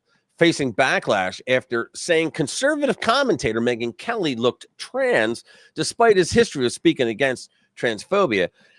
Excuse me, as reported by the New York Post. The remarks made during a recent episode of his Clip Farmers podcast quickly drew criticism across media and accusations of hypocrisy. So he went from CNN to trying to go to X to now he's doing his own podcast on, guys, if he does any better, he'll be back in his parents' basement in no time. There you go. But I mean, what does he see? Put the picture of Megyn Kelly up. What does he see there that looks male? There is nothing. I have no idea. Looks male. News reporter Megyn Kelly attends well, we don't care about that. I think she looks trans, Lemon said. He was just doing it to try to be a dick. I think she looks trans, Lemon said, and he has his co-host discuss the appearance of MAGA ladies, right? He then added, looks clockable, a term commonly used with transgender circles to describe a person whose biological gender is still identifiable despite their transition. Lemon's co-host ended the segment awkwardly saying, let's end on that note. So let's see. Is Megyn Kelly chopped? I don't know what that means. I don't know what is chopped. I've heard it, but I don't know what that means. What does chopped mean? She's going to get mad at me, dude. I don't know if I want this here. What does chopped mean? Chopped means like not hot. Yeah, she's chopped. I don't know. The whole MAGA look. It's all the MAGA ladies. Too much. Kind of looks like a Barbie doll covered in like WD-40. I think she looks trans. Let's end on that note. She looks clockable. Is Megyn Kelly... Looks clockable. Okay, Don. Wasn't he like, he was going to be sued because he went up to that? I don't even want to say what he did to the guy at the clubhouse in, yeah, it was basically a sexually inappropriate behavior. Yeah, Domination Lemon. or I like to say it as Tucker says, Don Lemon. The Don Lemon jackass. There you go. Is that mine? No. Okay. We did the secret meetings, Hungarian. There's a narco. Let's do the Bill Gates one. Did we do the secret meetings? Not yet. We did the Bill Gates one. I got it queued. There we go. Bill Gates sees the light, or does he, on global warming? But will lefty climate warriors follow suit? Suddenly, Bill Gates is admitting that climate change won't lead to humanity's demise after all. Does anybody really think that he thought that it would? No. None of them believe that. You know who believes it? The lefties that wear pink pussy hats that will complain against anything that seems like parental authority on the streets. That's the only jackasses that believe that. The extra chromosome libnut on the street, okay? None of these people that got money, they know that climate change is bullshit. They know that the only proof they have is on computer models. They have no real evidence whatsoever. So he did it for money and power and leftism. Yeah, now, but they have key phrases. They have key phrases to really stir the pot. It's for the kids. It's for the kids. Okay? Yeah, he did. Stink finger lemon. That's pretty funny. Yeah, that's pretty much it. Yeah. Now he tells us, after he long joined other climate alarmists in warming of disaster, as the West burned trillions of decarbonizing and steered economies toward the Stone Age. The doomsday view that cataclysmic climate change will decimate civilization is wrong. The Microsoft co-founder writes, People will be able to live and thrive in most places on Earth for the foreseeable future. Yeah, okay. But I started to say this is cool. They have catchphrases. Yeah. It's for the kids. Oh yeah, for the children. It's always for the children. Yeah, it's for the kids. If it saves only one life. Yeah, they do that shit too. Flight safety. It's for flight safety. That is true. Yeah, I know. I know. And now it's climate change. We're all going to die. We're all going to die. Climate change. And if they say these things, they've automatically won the argument, you know? Yeah, Jamaica hit with a storm. Like, holy cow. It's like 5,000 people left homeless. $12 damage. Holy mackerel. Let's see. Yeah, it was a category 5. Oh, wow. Let's see. We'll bring it up. At least 50 dead as Hurricane Melissa devastates the Caribbean. Bermuda braces for storm. Parts of the Caribbean, let me bring this up. Parts of the Caribbean are conducting search and rescue operations and surveying the extensive destruction Hurricane Melissa brought to the region, leaving dozens of people dead and drawing an outpouring of support from the international community. Keep the Clintons away. Remember what they did to Haiti, right? Melissa tore through the Caribbean as one of the most powerful storms in recorded history and made landfall in Jamaica on Tuesday as a deadly Category 5 hurricane. That is pretty strong. By Thursday, anybody here ever been to Jamaica? Show of hands. Everybody say yes if you've been to Jamaica. I was there. And I got to tell you something.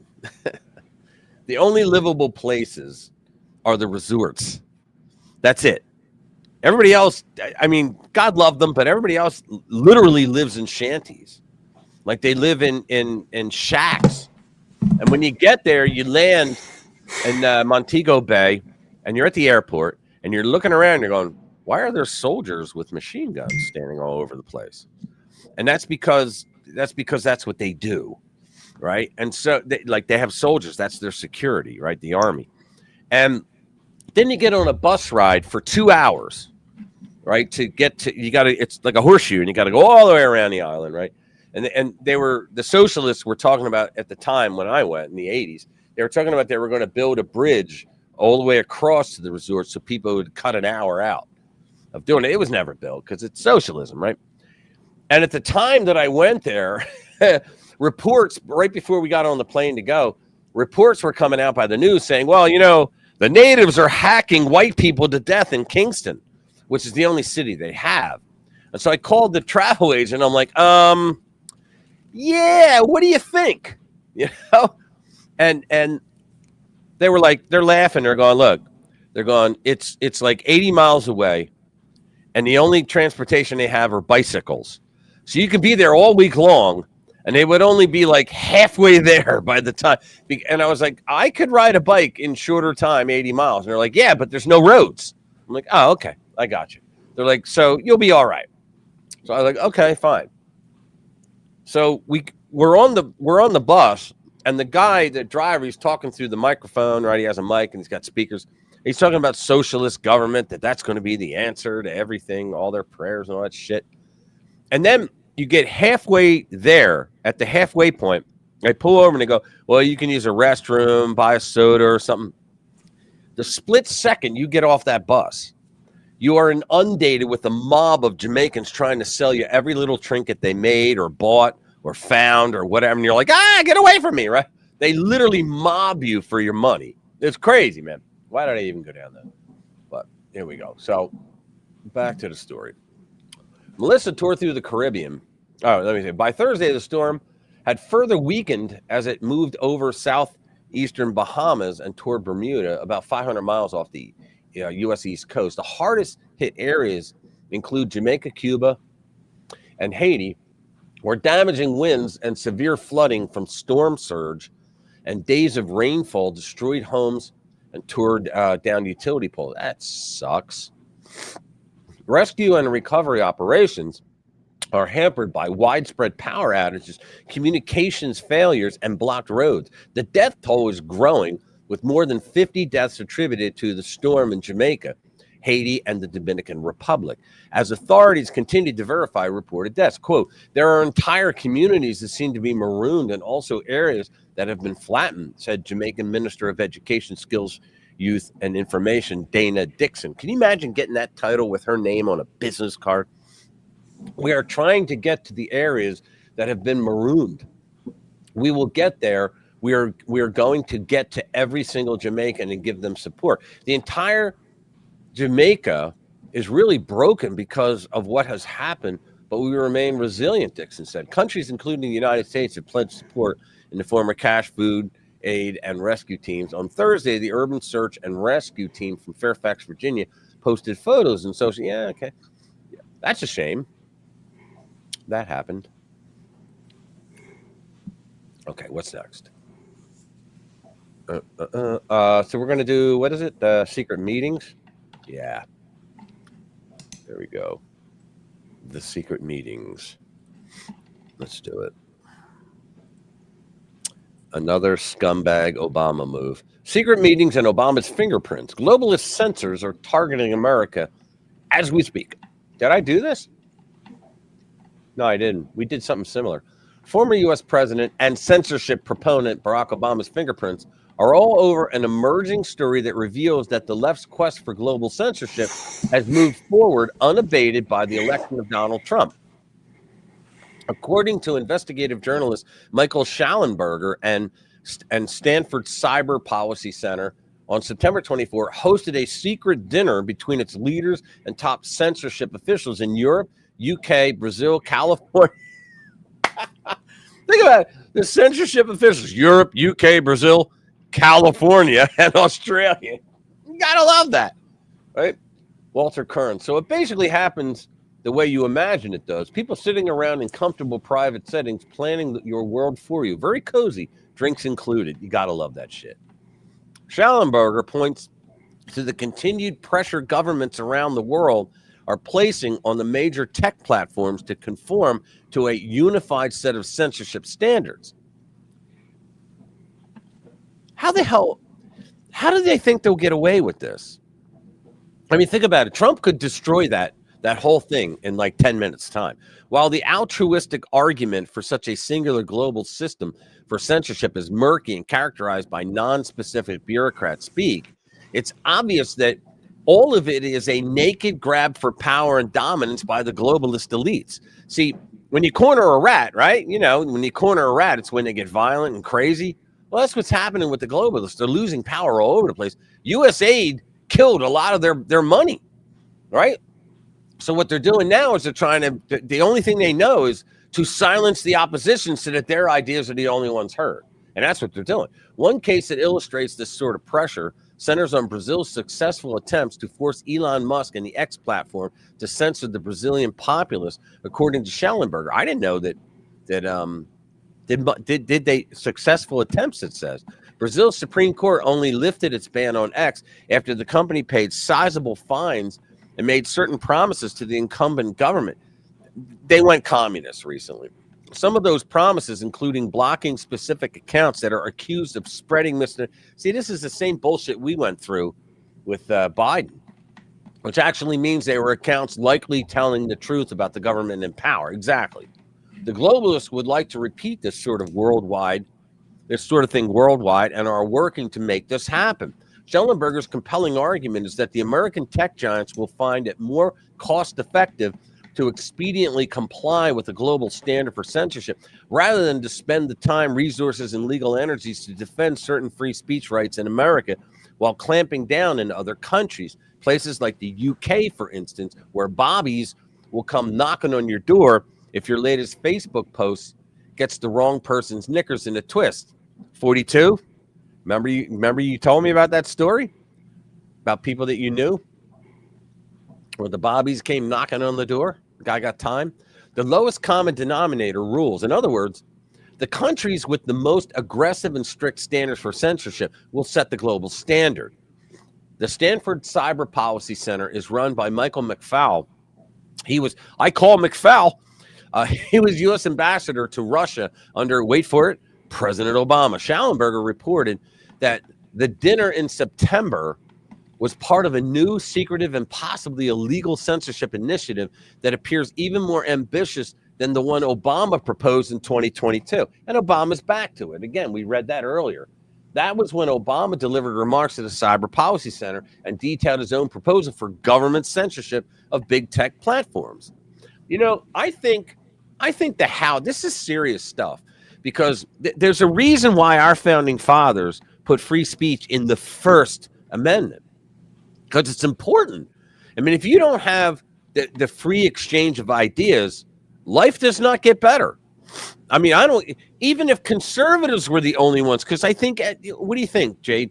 Like, once about every 100 years, a lib nut will come up with a pretty good idea. You think? I haven't seen one yet. Yeah, I know, but it hasn't been 100 years yet, though. We're not that old.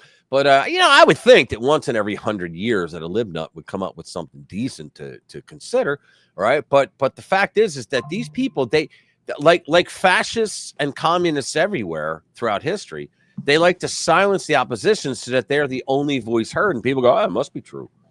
You know, nobody else is arguing against it. Yeah, because they're dead. And these days, instead of dead, you just get canceled. We don't even need to read any more of this. The commies are at it again. Just point that out. Let's see. Viktor Orban. Yeah, this is probably going to be good. Why did I put that up there? Okay. So let's bring this up. Hungarian Viktor Orban joins Czech Andres Babis, I forget his name, and Slavic Robert Fico to form the Axis of Peace in Europe. Peace is slowly spreading around the old continent, and they're all considered like Trumpies. You know, for years, conservative hero and Hungarian Prime Minister Viktor Orban almost single-handedly opposed suicidal EU policies and directives, becoming the European, what is that word? Bête noire? Whatever. That Bête noire. Bête noire. Bête noire. Okay. Well, I learn something every day. And do you know what it means? Well, it's a French phrase, and so bête noire literally translated means black beast. Okay. That Brussels and Strasbourg love to hate. When it comes to resisting the globalist commitment, to supporting the Ukrainian war effort to the detriment of their national interest, Orban was also alone. But now Budapest apparently will not have to go at it alone, as other peace-loving heads of state are popping up in Europe. Hungary, you know what I call this? This is the second man in. Did you ever hear that theory, Jade? The theory goes like this. You remember when you were young and you went to a school dance, right? And nobody was on the dance floor, right? And there's always one guy that goes, like the girls always go out and dance first by themselves, but there was no real dancing between guys and gals. And then the first guy will go out and he'll make an idiot of himself, right? And the other guys will still be wallflowers and standing there. But it's when the second guy goes out there that everybody else goes, it's okay to go out now. That's a true phenomenon. Okay. And that's what's happening here. It took Viktor Orban, right, to go it alone for a while. And then the next guy that we're going to read, he goes out. Now they're all coming out. But now Budapest apparently will not have to go it alone, as other peace-loving heads of state are popping up in Europe. Hungary is reportedly moving to join forces with Czechia and Slovakia to form what the MSM calls a Ukraine skeptic alliance, but we prefer to call it the peace axis in the EU. Politico reported Orban is hoping to team up with Andrej Babis, whose right-wing populist party won Czechia's recent parliamentary election, as well as Slavic Prime Minister Robert, I'm going to say Fico, whatever, to align positions ahead of meetings of EU leaders, including holding pre-summit huddles, a Hungarian government source said. While the firm political alliance remains some way off, the formation could significantly impede the EU's efforts to stop Ukraine financially and militarily. Awesome. I think it will come and be more and more visible, said Prime Minister, political director. I'm not even going to, or Belays or whatever. When asked about the potential for a Ukraine skeptic alliance to start acting as a bloc in the European Council. How about that, guys? We're actually seeing people that used to be under communist rule of Russia coming together and going, fuck you. We're not falling for it again. Think about it. I think it's great. Thank you. Yeah, more irony. It means black. No.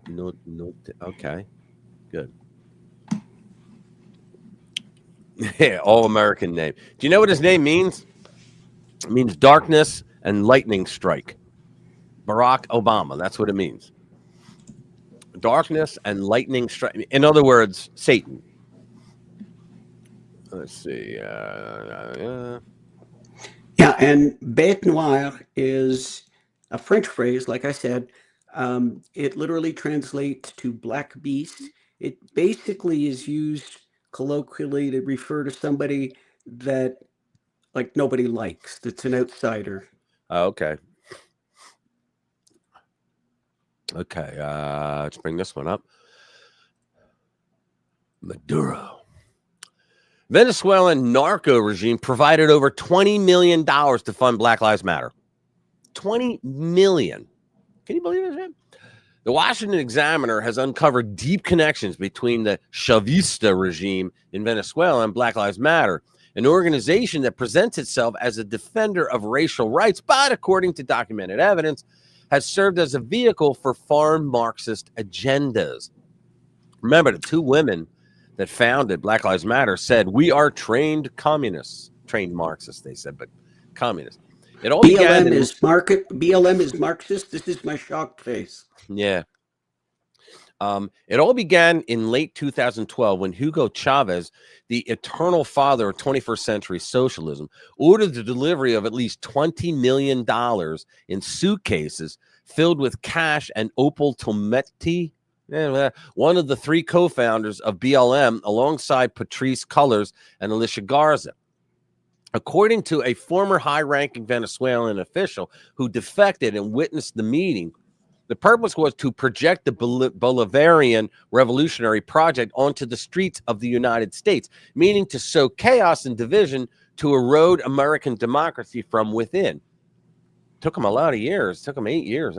This testimony does not come out of nowhere. The defector close to Chavez's inner circle described a meeting in Caracas where Tometi, arrived accompanied by three other African-American women and actor Danny Glover. Figures, Danny Glover. Great actor, terrible human being. A known sympathizer of communist regimes like those in Cuba and Venezuela. On his deathbed due to cancer, Chavez saw BLM as the perfect tool to export his anti-imperialist ideology. How are we imperialists? Notably, BLM had already emerged in 2013, spurred by the Trayvon Martin case, which was the case that I red-pilled my brother Jimmy from Philly on, but its ideological roots are steeped in declared Marxism. Cullors identifies as a trained Marxist, and Tometi has invoked figures like Assata Shakur, a convicted fugitive for murder living in exile in Cuba. Fulfilling my duty as a global citizen and serving as an electoral observer of Venezuela's national elections. The connections do not end there. In 2006, Chavez had already called from the World Social Forum in Caracas for the creation of the fifth column of the left in the U.S. and sabotage its policies. BLM fit the role perfectly. In 2015, Tometi personally invited Nicolas Maduro, Chavez's successor, to an event in Harlem, New York, during the UN General Assembly. There, Maduro shared the stage with Glover and a BLM, I don't remember that, and a BLM co-founder who embraced him warmly in front of a giant portrait of the dictator. That same year, Tometi traveled to Venezuela as an electoral observer for the parliamentary elections, a process boycotted by the OAS, UN, and EU due to evident fraud. Rather than denouncing irregularities, Tometi praised the Venezuelan system as one of the best in the world, Dominion, and drafted a manifesto on behalf of BLM supporting the Bolivarian Revolution.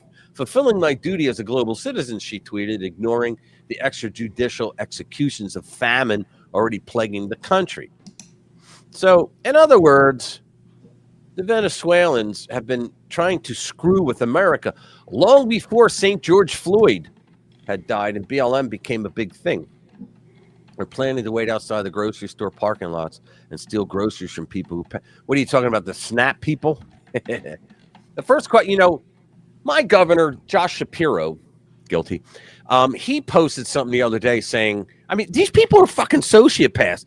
He's posting something. They know the history of this shutdown. The Democrats, it's Schumer, really, right? And so he posted something saying Donald Trump is trying to block people from getting SNAP benefits and all. And he says 2 million Pennsylvanians will no longer get their EBT cards and their money. And my first question was, why are there 2 million Pennsylvanians that I owe a living to? Why? How come nobody's? It's like they brag. We got 2 million people on SNAP that we feed. Why are there 2 million people in Pennsylvania on fucking assistance? Why? Like, nobody cares about that question in government. We'll just pay them. We'll just give them money from your dime. But why? Why are there 2 million people accepting assistance? It just boggles the mind that no one cares to ask that question. Now we're up to, let's play, hold on. The nuclear option, we think, I think we read them all. Okay. So let's see. Let's get a video in here. Silence the citizens, remove all accountability. Here we go. I gotta it's a rumble, so I gotta wait to get through the I gotta wait.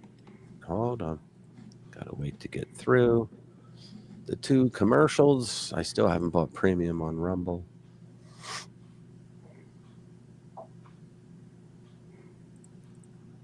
Okay, hold on.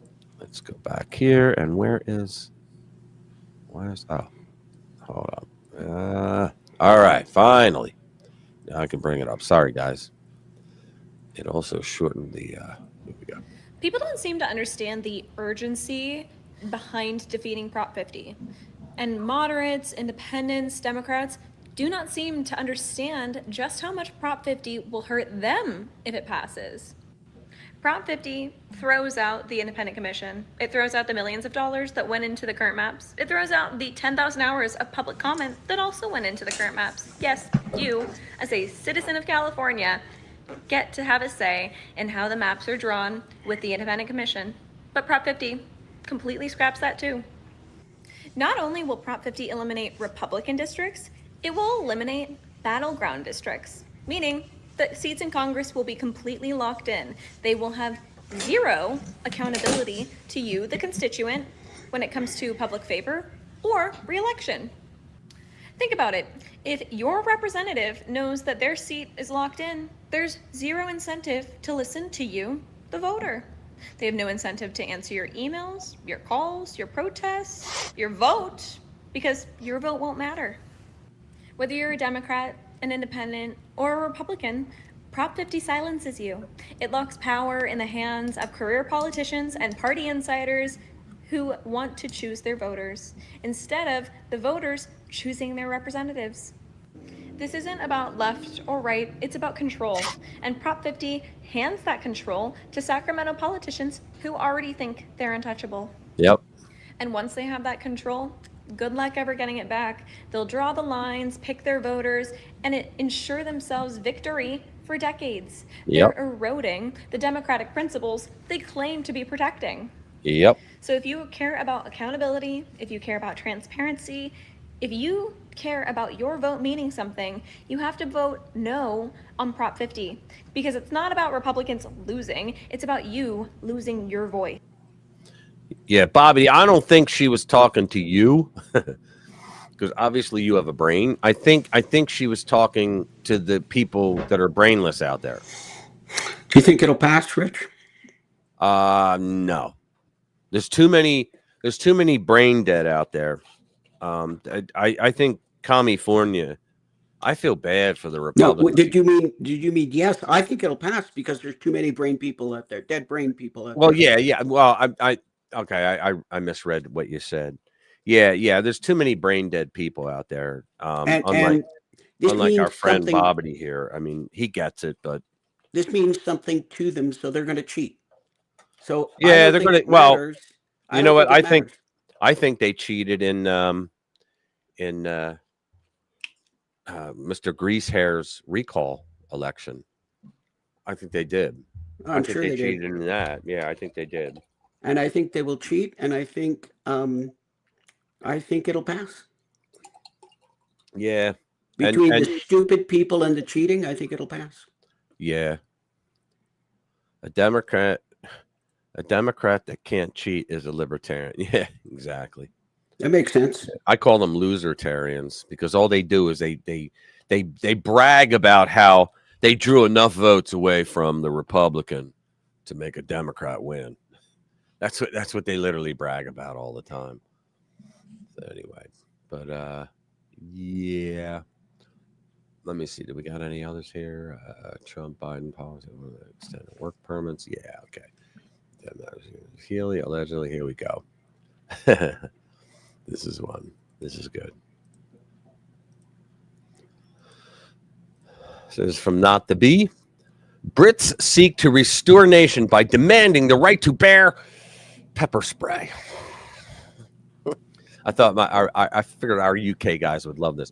Remember how Englishmen used to be able to own firearms? I don't. All right, legalize pepper spray. Laughs in American. Better idea. Guns. Yeah, you're not going to see that. You guys can't even have pepper spray. Let's see. He's like, what the hell just happened? Yeah, exactly. Is there a story? Yeah. Before 1914, there were essentially no firearms regulated in the United Kingdom outside of pistols under 9 inches. The Pistols Act of 1903. The Firearms Act of 1920 introduced firearm certificates that banned automatic guns. And in our country, it was 1939, that banned automatic guns and required citizens to have good reason for purchases. Under the Firearms Act of 1937, the minimum age for gun purchases was raised to 17. This is all government trying to keep you from being able to own a gun, right? Self-defense claims in cities became more narrowly defined. In 1968, laws were tightened further, including the requirement of government permission to buy shotguns and or ban on pepper spray. You kidding me? So in other words, rely on the cops. They're there for you.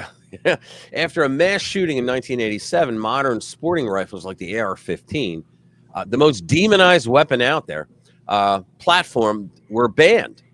After another mass shooting in 1996, all handguns with calibers larger than 22, are you serious? Were banned. 22 will just piss somebody off. Since then, the United Kingdom has passed more and more regulations, but it has also imported mass numbers of migrants from foreign cultures at the same time, leading to skyrocketing rise in rape, human trafficking, and stabbings. Yes, firearms are the equalizer. Oh, and Brits get arrested if they say something the government deems offensive. I know. I feel for you guys, man. Bet you guys are regretting this now. Look at this, ban rights and all the handguns on it. Yeah.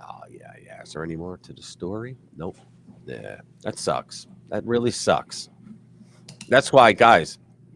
This is why we really, conservatives, we really, really cherish our Second Amendment. Ludwig, what's up, brother? Thank you for being here, man. Good to see you. Yeah, it's just unbelievable. What your government tries to take away your right to defend yourself, and yet at the same time they bring in people that don't really care about your society, that are not going to assimilate, and are going to rob the shit out of you and attack your women. What could go wrong? Actually, what happened there, the libnuts like to say that the Australia ban of guns was a success. It was not. Crime rose after they banned guns because, like everywhere else, it was the citizens who got screwed. Let me do this. NRA, Columbia. Let me see. I am.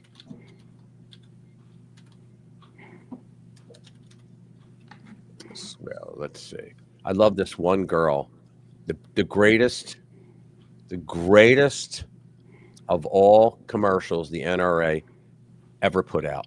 And it was from a woman who's an American, but she's from Venezuela. Watch this if you haven't seen it.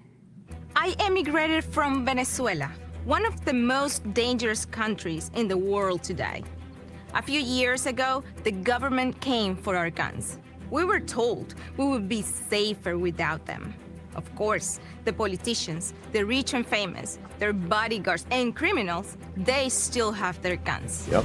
Everyone else lives in fear. Mothers and fathers are powerless to defend their families. But the drug cartels and gangs, the colectivos, still have all the guns they want, and 90% of murders are never solved. The biggest mistake Venezuelans made was believing that this could never happen. Today, they would do anything for the Second Amendment freedom that we enjoy as Americans. Never, ever take it for granted. I am the National Rifle Association of America, and I am freedom's safest place. Wasn't that a great ad? Yeah, you can get that out of a lot of communist expats. Yep. I always found that was one of the best convincing ads I ever saw. And that's why I think it was Letitia James went after the NRA because they were a New York entity. And she went after them because at the same time that COVID was going on and the government under Trump, and Trump didn't do this, but the government was making it, they started under Trump, and before he realized that he was out, then Biden came in, and what they were doing was they were making sure that small business, which is one of the number one contributors, donors to the Republican Party, that they were crushed because they had to shut down, right?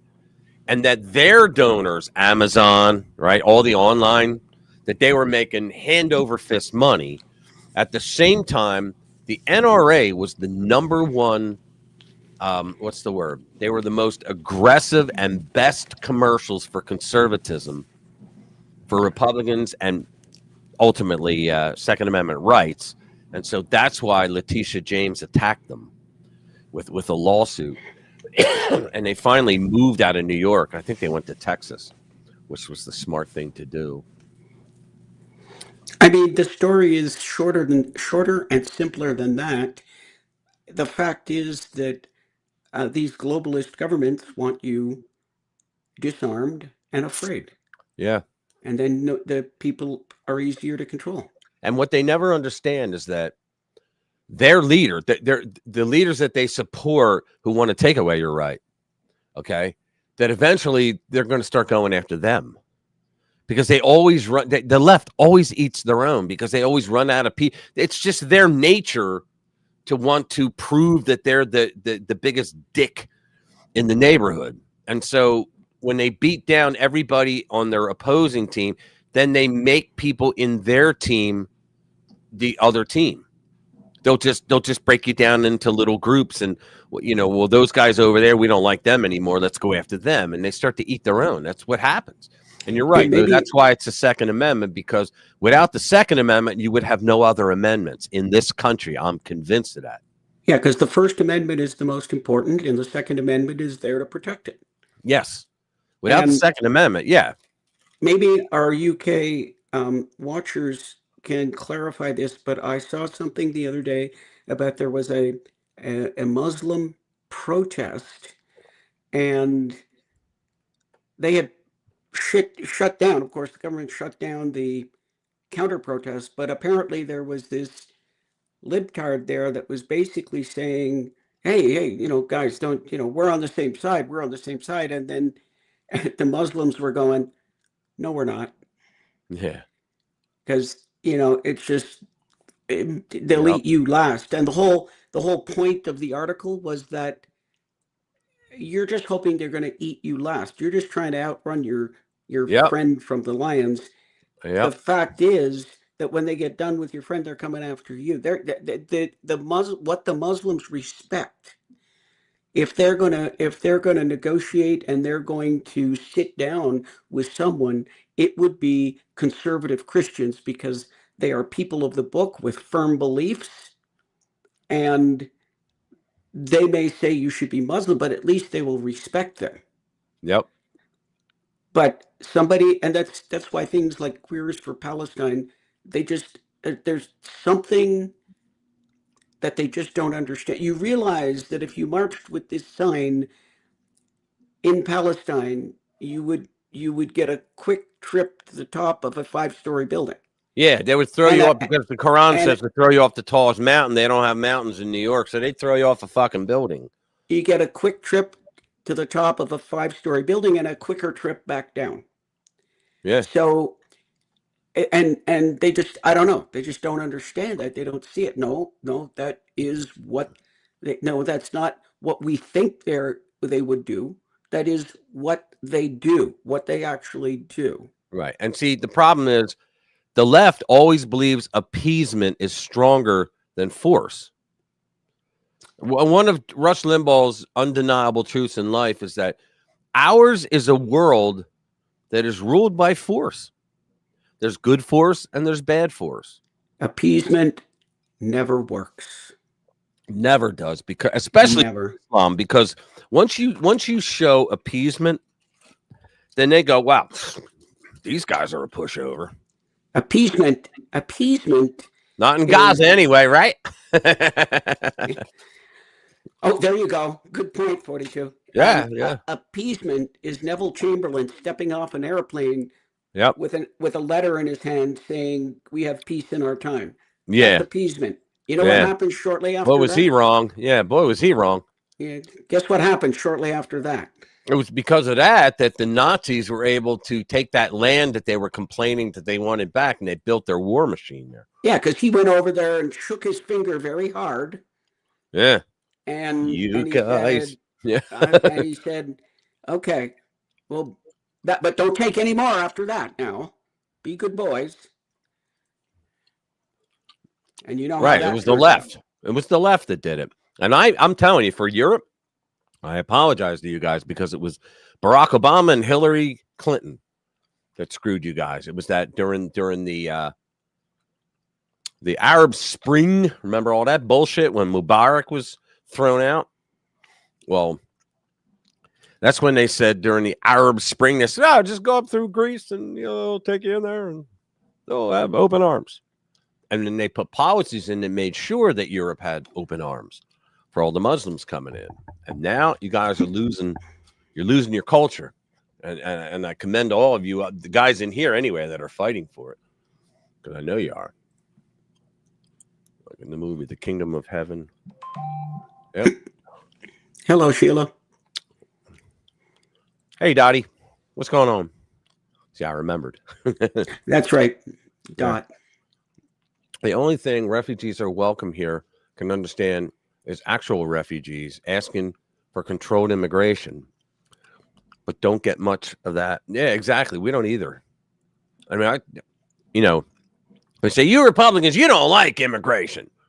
We have nothing. Jeff Russell, dude, what's up? Good to see you, man. I haven't seen you in a while. How you been? Erica Kirk hugged. Who is this? Oh, that's not Jeff Russell. That's Nelson. Okay. I'm not married, but okay. JD Vance will be pissed off. That's Nelson. You got one in, Nelson. One more, you're gone. Let's see. Good. Thank you. Yeah. No, it's me. LOL. Nah, it really isn't. Anyway, all right. Yeah, we know it's you. Let's move on. Yeah. Here's Schwarzenegger. I never thought I'd agree with Schwarzenegger, but wow, that's pretty crazy. That's another dip. Size, yeah, I know the size of this thing. What? Oh, National Circus. Yeah, that's the name of the. That's the name of the periodical.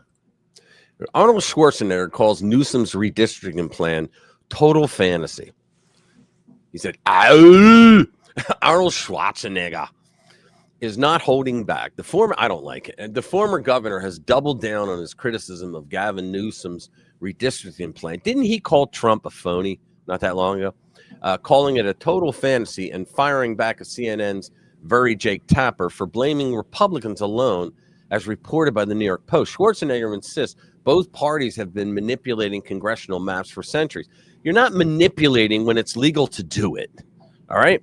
Warning, this fight isn't about reform, but a bipartisan power grab, hiding behind claims of democracy. No. In every state's constitution, it says that the party that runs the state gets to do the redistricting. And both parties do it. There's nothing wrong about it.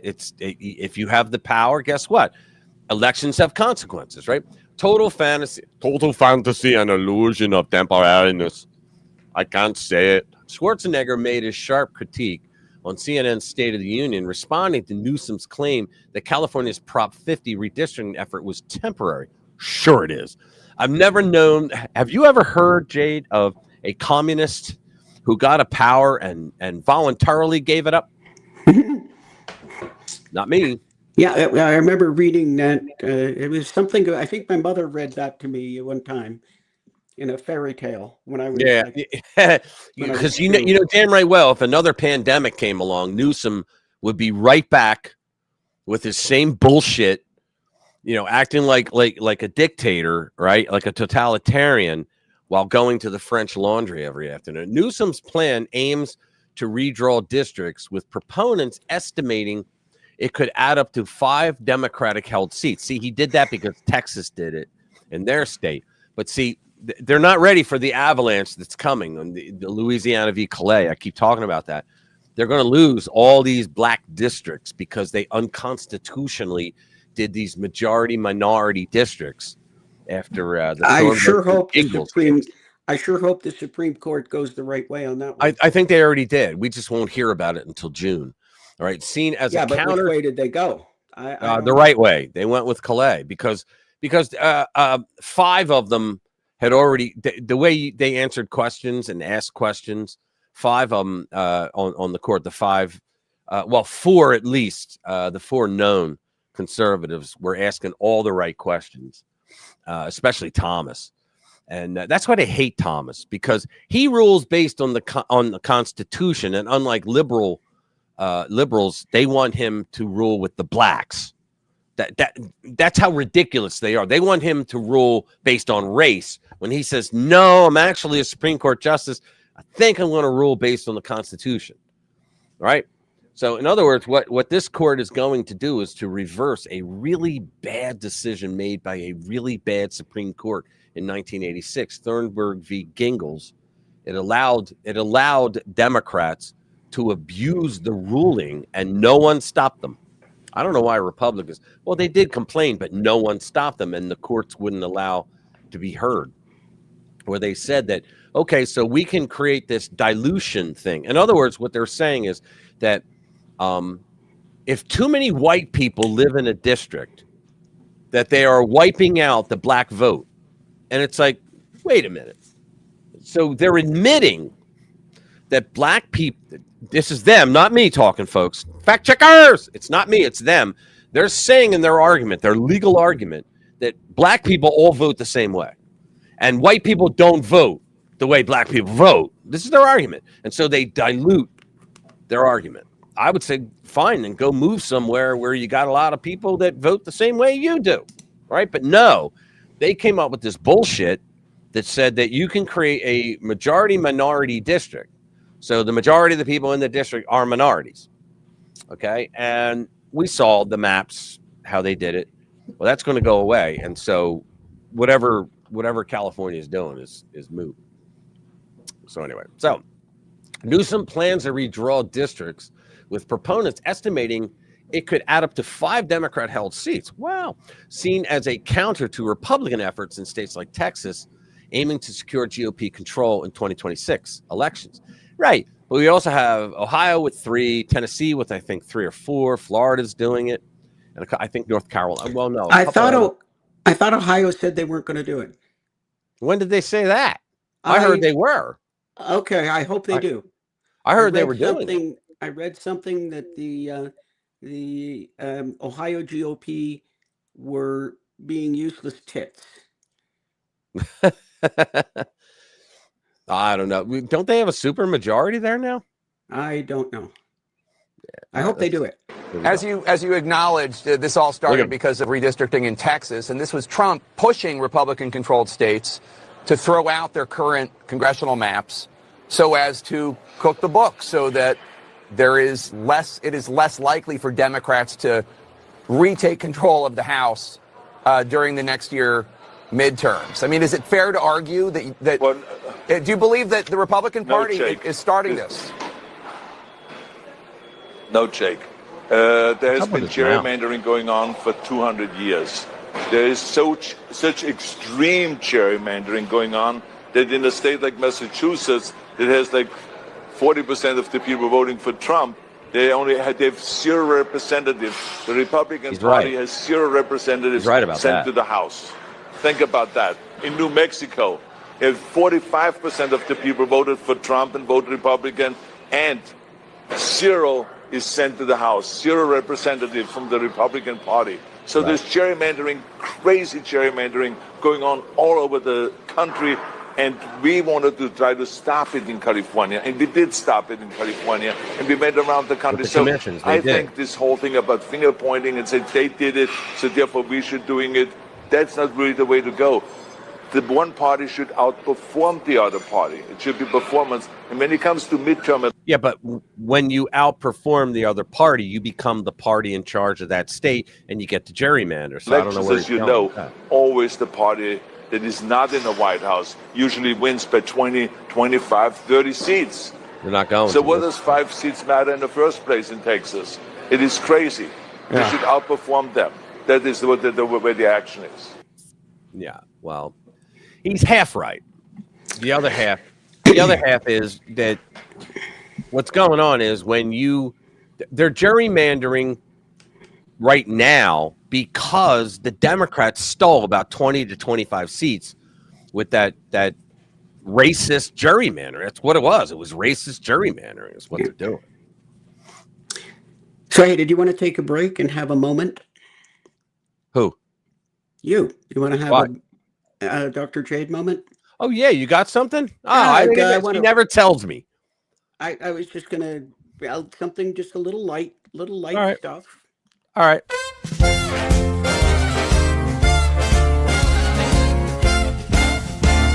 It's a Dr. Jade moment. Floor is yours. Okay, so today being the day it is, I was going to remind everyone on the root of the Halloween customs.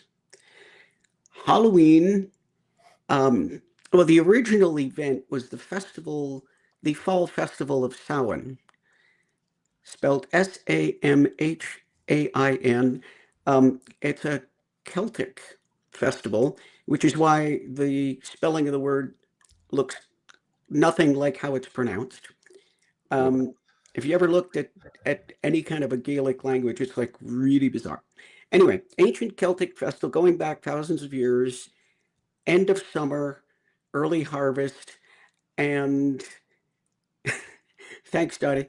And this was Samhain, and it was practiced, like I said, for 2,000 years, mainly Ireland, Scotland. I don't know how far south it went in the UK, Ireland and Scotland. And then the Christians came, and a couple of things happened. The Christians noted this festival, and they considered it to be a pagan festival. So they did what they did with a lot of the other pagan holidays. They said, okay, we're gonna make book on this. So the Pope declared November 1st to be All Saints Day. And November 2nd became All Souls Day, but November 1st became All Saints Day. And therefore, the evening before was All Hallows Eve. And on that night, that coordinated with Samhain. And the ancient Celtic beliefs was something called the thinning of the veil, where they felt that the link between this world and the other world was the thinnest, and that you could even interact with spirits. That's where the costumes and bonfires came from, to ward off any evil spirits. The interesting tie-in with Mesoamerica is Dia de los Muertos, which is it's a celebration of life, really. It's the Day of the Dead, and it's celebrated on the same day as Halloween, and it's where you put up altars and pictures of your ancestors that have gone before and honor them. And that's when, at that time of year, it was felt that you would have the most likelihood of communicating with them. And then, so more modern traditions came out of it with the costumes and trick-or-treating. Oh, and the Dia de los Muertos, they also have on their altars, they provide food items for the ancestors, especially bread items. And so out of all this, we get our modern traditions, the costumes, sometimes the fires, which hopefully the kids in the costumes aren't bringing around, but we do have bonfires, trick-or-treating, the kids coming to ask for candy. And of course, the whole thing was made very secular now. It's just kind of a little holiday for the kids to go around and get treats. And in case anybody wondered, it looks like there's something like 24 countries that celebrate it, some of them relatively recently. Perhaps a couple of you can tell me. I guess in Australia, it's really not. In Australia, it's really hasn't been that popular. It's just catching on. Japan as well. And what's interesting is a lot of countries have, like Korea coincides with another holiday that the name I can't pronounce. And a lot of countries have things like that. I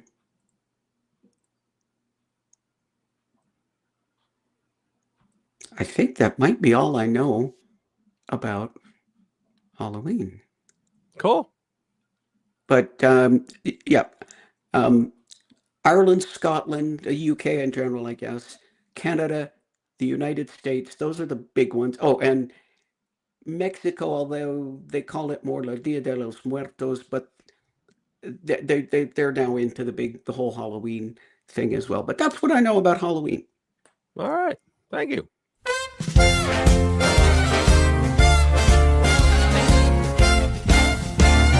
It's a Dr. J moment.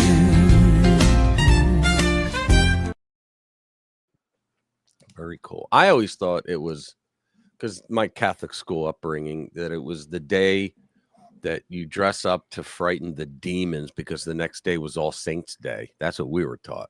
Yeah, well, that's because you went to a Catholic school. Exactly. But you'll notice that the Christians co-opted a number of holidays, like All Saints Day. The Catholics.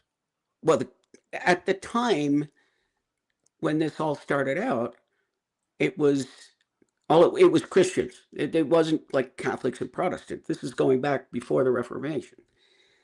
And so it was the church, basically. It was kind of a small C Catholic, represented all Christians kind of thing. Right. But what was I going to? Oh, yeah. And the Catholic Church, in an effort to be closer to the native population, it's like the celebration, like Christmas. It was brought into the on top of the celebration of Yule, which was another Celtic tradition. And I think I am no biblical scholar, but I think that those who have studied the records and the books don't think Jesus was born in December. They think he was born like in, I've heard August, who knows? I've heard September, because in the Jewish faith, when you get married, actually back then when you got married, you had 2 ceremonies. The first ceremony you got married, and then they had, I think it was 3 months where the bride could become pregnant. If she wasn't pregnant within 3 months, the groom had the right to deny her as a bride if he wanted to and pick someone else. But if she was pregnant, then they had the second ceremony. They were married for life. And it was always 9 months prior to September that they got married. So that's why a lot of people, a lot of Jews back then were married or they had children in September because of the 9-month differential. And so they say that Jesus was probably born in then. But yeah, I mean, that's the time frame I've heard, because they've looked at the ancient records about how. Yes, I see it. Yes, they've looked at the ancient records about that's where they about how the wise men traveled and right. talking about the skies, and they. Well, the Council of Nicaea is also where what happened with the Council of Nicaea is they went to who the hell was it? Constantine, and they said, how are we supposed to compete with these other new religions when we don't even have any dogma? He said, make it up. So they had the Council of Nicaea where they made it up, and that's where they decided on what books were going to form the Bible, right, on politically expedient. Yes, terms. in those days, the Jews treated women like shit. The only time that a woman was actually is when she was in Virgo, okay, and Virgo, it meant young mother. It didn't. That was a translation, by the way, a mistranslation, by the way, to the Greek. If they meant that, I'm going to cause a lot of problems. If they meant that Mary was a virgin, it would have said Virgo intactico, but it didn't. It said Virgo, which was a Jewish designation. In those days, the Jews had designations for everything. You could have up to 5 designations, right? So Virgo meant young mother. That's what it meant. And for the Jews, a young mother was the most important time of a woman's life. In fact, the husband was not allowed to touch the Virgo for 6 years after the child was born. Couldn't even touch her, seriously, because the mother, the Virgo, her job was to raise that child the best way she knew how. And how could she do that if the husband's, getting some, here and there? And they treated women like shit otherwise. And that's why at the Council of Nicaea, that's where they came up with the idea that Mary Magdalene was a prostitute. She was no such thing. Mary Magdalene came from a very wealthy family and she was educated. And a lot of people argue that Mary Magdalene, thank you. A lot of people argue that Mary Magdalene was the boyfriend or the girlfriend of Jesus. And there were some things where they said that some of the apostles, they asked, like, why do you love her more than I do, than you love us? And, he responded saying, why don't I love you as much as her? Right. And Peter, as a matter of fact, threatened her life twice, once at the Last Supper, because she became a part of the political part of the movement, right? And there was the whole thing. I mean, I'll get into it a little bit because a lot of people think I'm nuts when I repeat the things that I've read that from the Hammadi text and the Dead Sea Scrolls, that they say that, you remember when Jesus, when Mary his mother was at the party, and she said to the stewards, whatsoever he saith do. Well, what that was all about was it was Jesus. They say it was Jesus's wedding ceremony. Okay, it was his wedding party, actually, the reception. I'm sorry, and that in those days, the Jewish mother, had total control of the party, so they all had to listen to her. It was one of the few times that the woman had like power. Okay. And so she said to the stewards, whatever my son says, do, because she knew what he was going to do. And the whole water to wine thing, the argument is that rich people, because this was a royal wedding, remember, because his father was royalty. His father, Joseph, right? Earthly father, was a king, right? Of the house of David and Solomon. Right. And so, you had actual Romans that went to this thing, right? So there were people that went there that were important, and so the important people always got wine. Everybody else got water.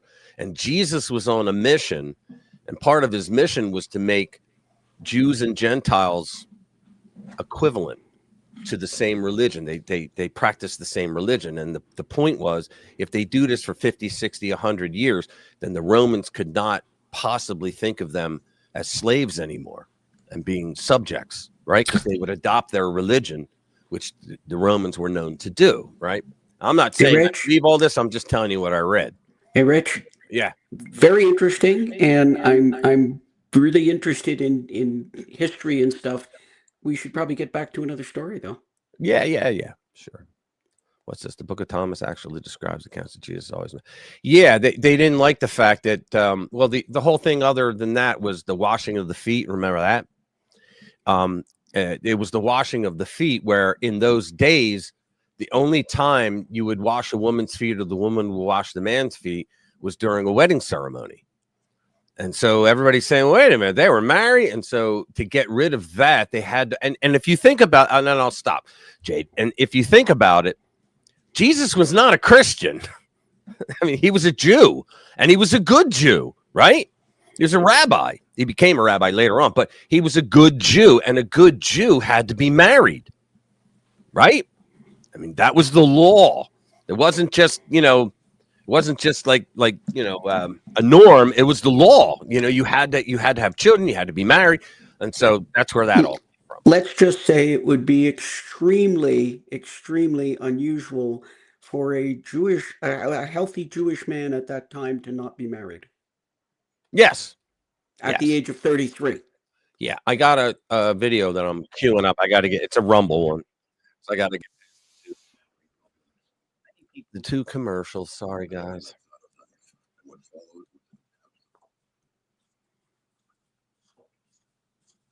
Okay, here we go. This is pretty good. Let me bring it up. Oops.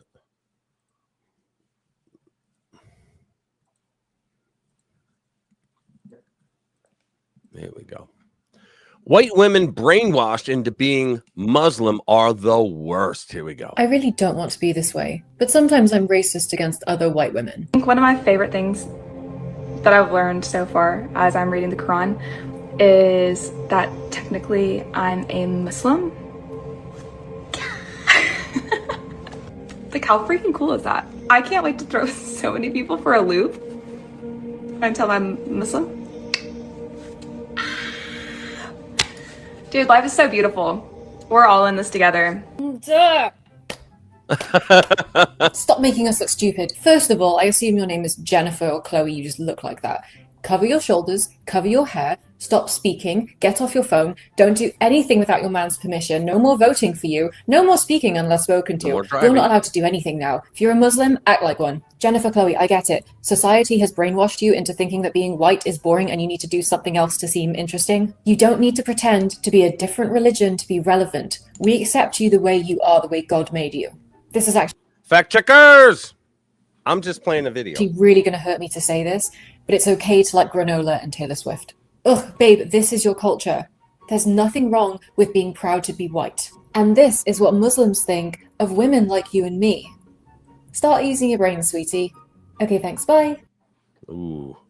Well, that's going to stir up a lot of trouble. Something like that. Yeah. That's going to stir up some trouble. Anyway, thanks.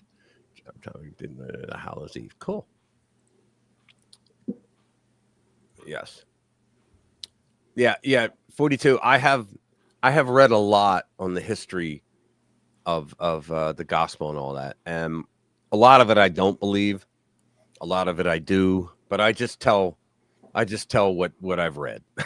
I don't like to get into religious arguments with people because I'm not as good at that as I am at politics.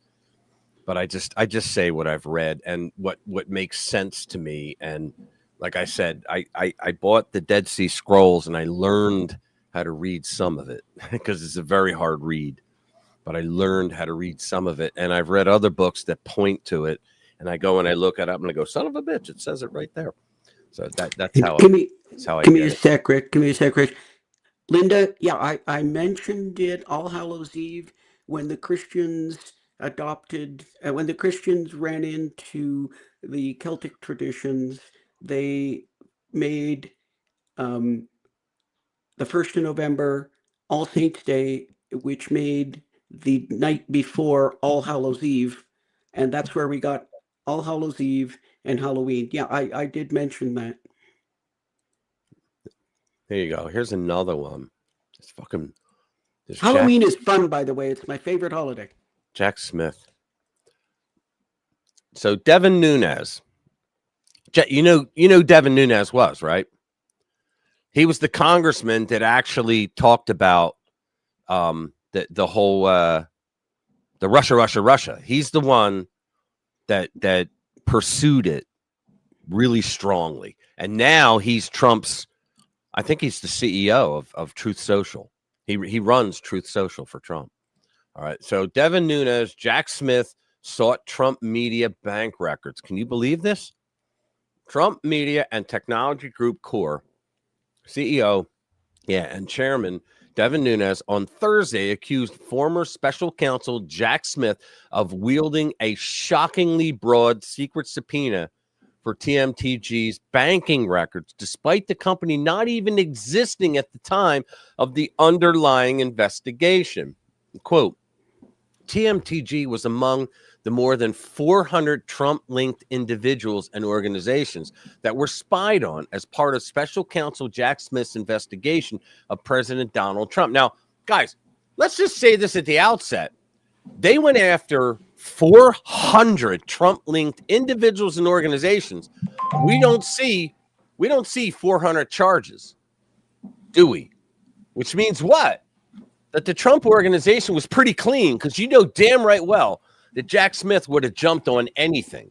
So specifically, the Smith team issued a shockingly broad secret subpoena for our banking records. Why would the subpoena be secret? Because he knew he's pulling bullshit. Quote, this is a stunning abuse of power against the private business and our hundreds of thousands of retail investors, especially since Trump Media did not even exist at the time of the events Jack Smith was supposedly investigating. Nunes called for answers from both Securities and Exchange Commission and JP Morgan Chase and Company on whether they were aware of the subpoena and whether bank records were leaked. According to the subpoena, because they have a fiduciary responsibility to their clients. And if this prick came up with a subpoena, then you got to wonder what judge would sign that subpoena. According to the subpoena issued to JP Morgan Chase, images of which Nunes shared on the social media platform, the demand covers, quote, any and all records in your possession, custody, or control for all accounts and or trust accounts in the name of, bearing the signatory authority of, or with the ability to be accessed by the named parties below. The listing TMTG among the named entities. The subpoena spans the time from September 1st, 2020 to October 31st, 2021, and requests an extensive array of records, including checking and savings accounts. He was fishing is what he was doing. The prick was fishing. The instructions also mandated the production of deleted electronic documents, metadata, and encryption keys. Now, imagine they never did any of this kind of crap to Hillary, who deleted 33,000 emails, right? Meanwhile, Smith's investigation, initiated by Attorney General Merrick Garland in November 2022, has drawn intense scrutiny. The probe encompassed Trump's handling of classified documents, which he had the absolute Article 2 authority to do so, efforts to overturn the 2020 election, and alleged obstruction, among other matters. In recent weeks, the Senate Judiciary Committee released documents showing Smith's team issued 197 subpoenas covering at least 430 individuals and entities as part of an investigation dubbed Arctic Frost. That's what Arctic Frost is all about. GOP law, in other words, the communists acting like communists. They wanted to abuse the law to go after their enemies so that they could fish to see if there's anything to take them down so that they could win elections. GOP lawmakers have accused Smith of improperly targeting members of Congress and others. Smith's counsel nonetheless defended the approach as entirely proper and lawful. Did anybody think they would say anything else? The inclusion of TMTG on that broad sweep, according to the company, raises fundamental questions. When were JP Morgan and the SEC aware of the subpoena? Did any of the personnel leak bank records? Why was the company formed after the period of investigation subject to such an expansive demand? Yeah, they shouldn't have been questioned at all. TMTG's statement emphasized, you know what that means too? Read between the lines here, guys. That means that Jack Smith had nothing on Trump. If he had to go after an entity that Trump owns, right, after the fact, that it wasn't alive when Trump supposedly stole classified documents, right? That means that they had nothing. They were fishing. Think about it. Yeah, I mean, the man's got to be the cleanest guy on earth. They've looked at him in every which way but colonoscopy, you know? Yeah. Listen, an Antarctic frost. Oh, I don't even want to know. Did you hear me? No, I'm sorry. Go ahead. I was saying hello. Yeah, you got to pay attention to me, Rich. What? I'm sorry. Did you say something? Yeah, like that. Yeah. Say it again. No, I'm saying he's got to be like really super clean because they looked at him every which way but colonoscopy. I mean, really? Yeah. If you think about it. They want to do the anal probe. Yeah, exactly. Let's see. We got another Total Fantasy. Let's do this. Excuse me. Oh, man. Schwarzenegger. White women brainwash. Politicians. Yeah, we did all that. Brits looked into the nation by defending right to bear pepper spray. Yeah, we did that one. The EV Mirage, when market demand is manufactured. Yeah, here we go. There's another good one.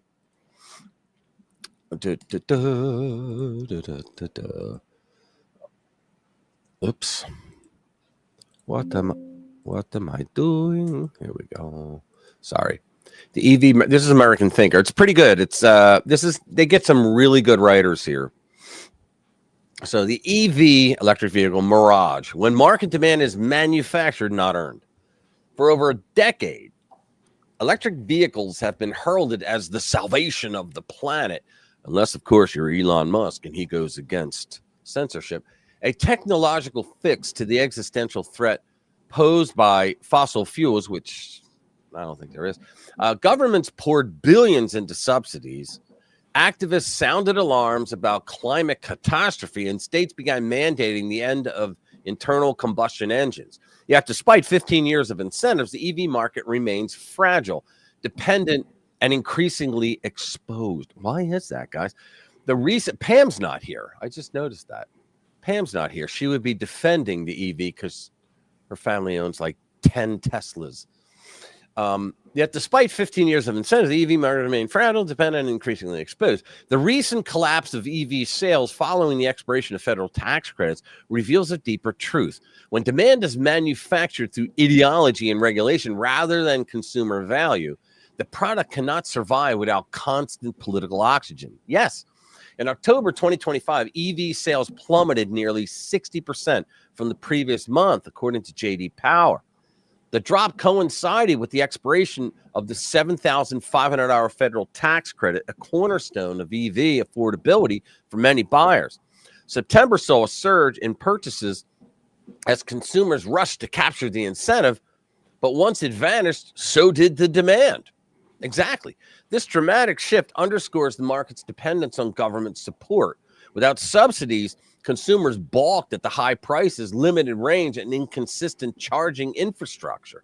The illusion of mass adoption shattered overnight, which means that even though Teslas are like nice cars and all that for what you get, it has a lot of good technology in it. Well, guess what? They're still not ready to be up to the gas run cars, right? The combustion engine. This isn't how transformative technologies behave. Everything the left gets involved in is fake. Let's just call it that. When the internet and mobile networks emerged, they too benefited from early government support. ARPANET and NSFNET for the internet, spectrum allocation, and regulatory frameworks for mobile. But once private companies saw the potential, they didn't wait for the handouts. They raised billions on the capital markets, built infrastructure at breakneck speed, and competed fiercely to win consumers. The internet and mobile phones became indispensable, not because they were mandated, but because they solved real problems and created new possibilities. Their adoption was organic, explosive, and sustained by profit, not ideology. Without even reading this, I'm going to say this much so far. Climate change is bullshit, okay? We all know it, all right? It's bullshit. And the whole thing for governments trying to force you to buy the electric vehicles was because of climate change, all right? So when about 75% of the population doesn't believe it's real, because they really have no proof, okay? Like I said earlier, climate change proof is computer models. Like, I'm a programmer in another life, right? And I can write a web page that'll tell you any damn thing you pay me to tell you, okay? And so it's bullshit, all right? So that's why it had to have subsidies from government. So, all right, continuing on. The EV market tells a different story. Despite years of subsidies, mandates, and climate-driven urgency, most automakers still struggle to make EVs profitable. Tesla stands as a partial exception, but even it relied heavily on government incentives, carbon credits, and regulatory tailwinds. Other manufacturers from Ford to GM to Hyundai continued to lose money on EVs, often pricing them artificially high and then discounting them to match the tax credit. This is not a sign of market strength. It's a sign of fragility. Moreover, the ideological fervor that once propelled EVs is waning. Under the current administration, climate rhetoric has cooled. The apocalyptic warnings, world will end in 12 years. Remember that when was AOC said that? I wrote to her like 5 years later and said, does that mean it's only 8 years left? Stuff like that have faded from headlines. States that once raced to ban gas-powered cars by 2035 are now facing pushback from consumers and industry alike. Without the moral panic, the urgency to adopt EVs has dissipated. Consumers are no longer buying out of guilt or virtue signaling. They're asking hard questions about value, reliability, and practicality. And for many, the answers aren't compelling. EVs remain a niche product. They serve urban commuters, tech enthusiasts, and fleet operators well. But for rural Americans, long-distance drivers, and budget-conscious families, they're not viable. Charging stations are sparse in many regions. Battery performance suffers in cold weather, and replacement costs are daunting. The market is telling us something. Yeah, the market always wins, right? EVs are not a universal solution. They are a specialized tool useful in certain contexts, but not suited for mass adoption, at least not yet. This reality should prompt a reevaluation of how we define success and innovation. A product that requires perpetual subsidy, regulatory coercion, and ideological marketing is not a market success. It's a policy experiment. Abso-freaking-lutely. And when the policy winds shift, as they have recently, the experiment falters. True innovation thrives when it meets real needs, delivers clear value, and earns its place in the market through competition and consumer choice. This principle applies far beyond the EV industry. Across all sectors, technology, energy, agriculture, transportation, healthcare, the same rule holds. If a product needs government subsidies for extended periods and private companies are unwilling to carry it to profitability, then market forces have spoken. Right. The market's always right. Let the market win. The product is not viable until something changes. Whether it's pricing, consumer demand, or technological breakthrough, the market, not ideology, must ultimately validate innovation. Amen. Couple of things. Number one, I drive a Tesla. I like my Tesla, not because I think I'm saving the world. I like the technology. I just like electric. Right. I'm wiping my nose. It works for me, and I'm not an engineer, and I don't know everything about the EV market, but I do know the only EV that I would recommend right now would be a Tesla. Oh, me from too. what I know about all the other ones. No, wait. The article was not busting the balls of Tesla owners because you probably own a Tesla. You are in that category that is very good for you. Yeah, it works for me. It really works for me. Yeah. I think it'd be tough for most people to have as a first car, but as a second car, it can be perfect.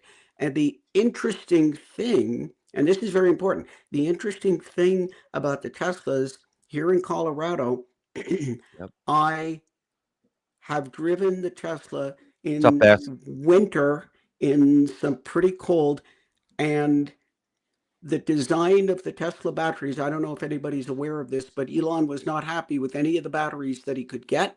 He wanted better performance, so he got some engineers and they built their own battery factory and built better battery. I do not see with the systems they use, I do not see any significant reduction in mileage in the winter. And then one other thing I wanted to add in there, the interesting thing when you talk about climate change, the first thing that I point out to people is that we know for a fact that this world has been both much colder and much warmer in the past through history than it is now. In fact, we are in something called the interglacial period of the latest ice age. Now, people think we passed the ice age, but this is actually an interglacial period. So I do believe a couple of things. Number one, I think the planet does what it wants to do. Number two, I do think humans have affected it, but the question, and we have no idea. I dare anybody to prove me that you actually know the answer to this question. I do believe humans have affected the climate, but how much? That's the key. Yes, if you put a molecule of whatever poison gas into the air, it's a problem. But I do not believe that the contribution to climate change by human activity has been a major factor, and the planet's going to do what it's going to do. Right. But I think the point of the article, let me put it this way. How many people know what a V-chip is? You guys know what a V-chip is? V-chip? Yeah, the V-chip. I've heard of the new V model Glocks, but I haven't heard of the V-chip. The V-chip was the parental control that went into televisions. Oh, yes. So what happened? With the V-chip, how come we've never seen any innovations in it or anything like that? You know why? Because the government... People didn't want it. Because no, people wanted it. Let me break it down for you, okay? What happened was, if the government didn't get involved, okay, what would happen is Zenith would say on their ads, hey, we got a V-chip where parents can control what your kids see and the time that they watch TV, right? And then the Panasonic company would go, whoa, they're selling a shitload more TVs because they got this thing called a V-chip. Let's put our own V-chip in there. And then then everybody would have all the companies, the Japanese, they would all have V-chips, right? And then they'd start saying, okay, so we got to sell more TVs. Let's improvise and make a better V-chip and give them more features, right? That never happened. Why? Because the American government, the Democrats, if you will, they got in there and they said, we're going to mandate that you put a V-chip in every single TV. And so the companies sat back and they go, okay, so if everybody has to have a V-chip and they're all going to have it, let's just put the V-chip in and forget about it. Why are we going to compete? Because then they're going to come back and go, well, now you have to have this in there that this guy invented inside the V-chip, this extra thing. So that's what happens when the government comes in and smacks Adam Smith's invisible hand, it completely screws up the market. And I think that's more of what the article was about. It was about government hardly ever does well for the private sector. Hardly ever. Government rarely does anything right. Right. And think about this, guys. True. Yeah. Let me say that. Think about this, guys. Our Constitution gives the federal government 18 powers. They're called the enumerated powers. And you can look it up. It's in Article 1, Section 8. There's only 18 things that our federal government's allowed to do, including the amendments. Because the amendments were power. Our 10th Amendment says any powers not included in the enumerated powers belongs to the states. Okay. Or to the people. Well, same thing in those days. But the thing is that they said what that meant was that if the federal government wanted to take a power away from the states, they had to ask them for permission in an amendment. And the amendment was the states discussing and say, hey, do we want to give up this power? Because then we can't do anything on it. All right. So what are we up to? 26 amendments, 25, 26? 26 or 27. Yeah, 27. Yeah, 27. Okay. So we got 27 amendments after 250 years, right? It's not bad, right? But so that means that upon the original 18 to 27, okay, that's all the powers they have. But our federal government is involved in over 10,000 goddamn things. Okay, our federal government feels that they can pass a law for anything. They can't, but they do because they're all in on it. You know, and so they like for example, Obamacare. There's nothing in the 18 enumerated powers that says the government's allowed to have a healthcare program like Medicare and Medicaid. All illegal, all of it. Sorry, it is. Prove me wrong, right? So the fact of the matter is that when you get government involved in this bullshit, think about it. The 10,000 things that the government does, can you name 3 things it does well? I'll give you 2. One is the military. Okay? In the military, they do things well. The military has two functions. They kill people and they break things. When you make them do anything outside of that, right? They're not the greatest bang for the taxpayer buck, right? So that's one thing. The second one is, I know you're going to laugh, the justice system. Okay?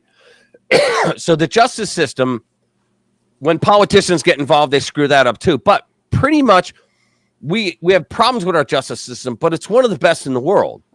Okay? Can anybody name one other thing that they do well? And by does well, I mean that they do it on time, they do it according to what they said they would do, and it doesn't cost more money than they thought it would. And you can't.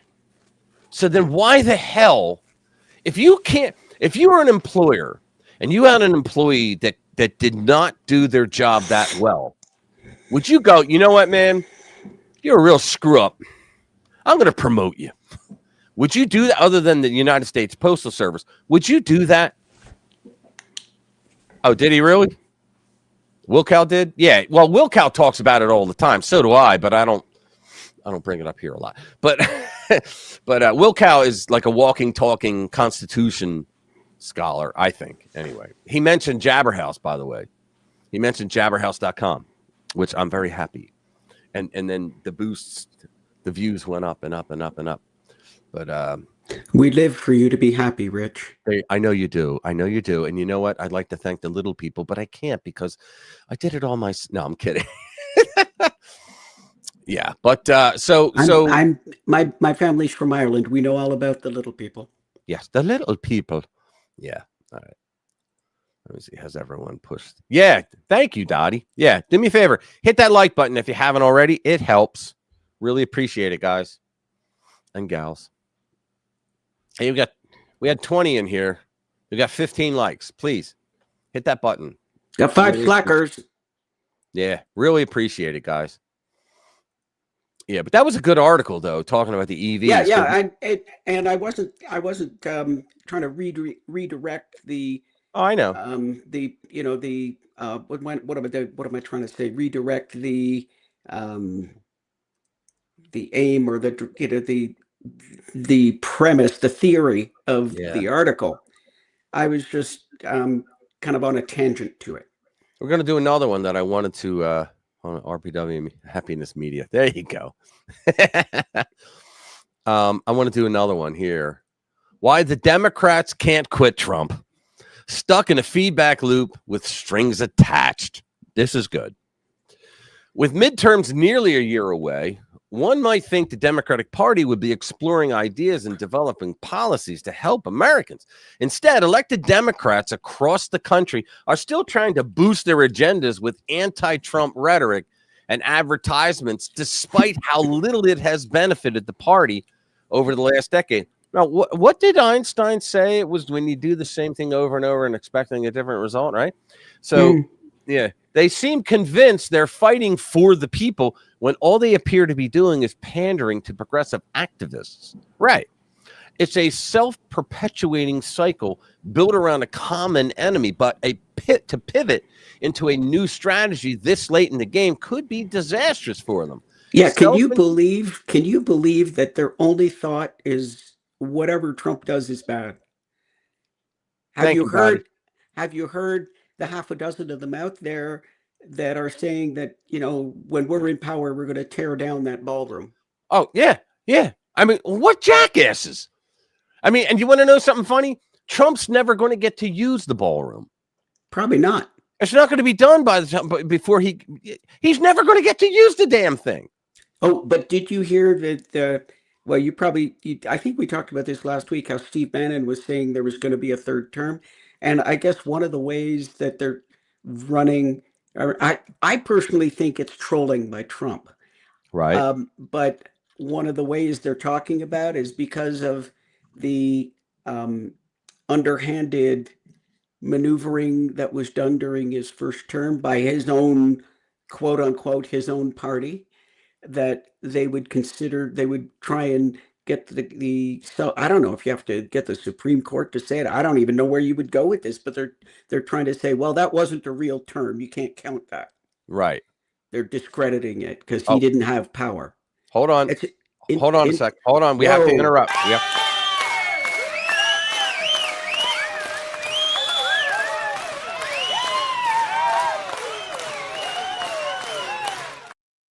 Thank you, Lou.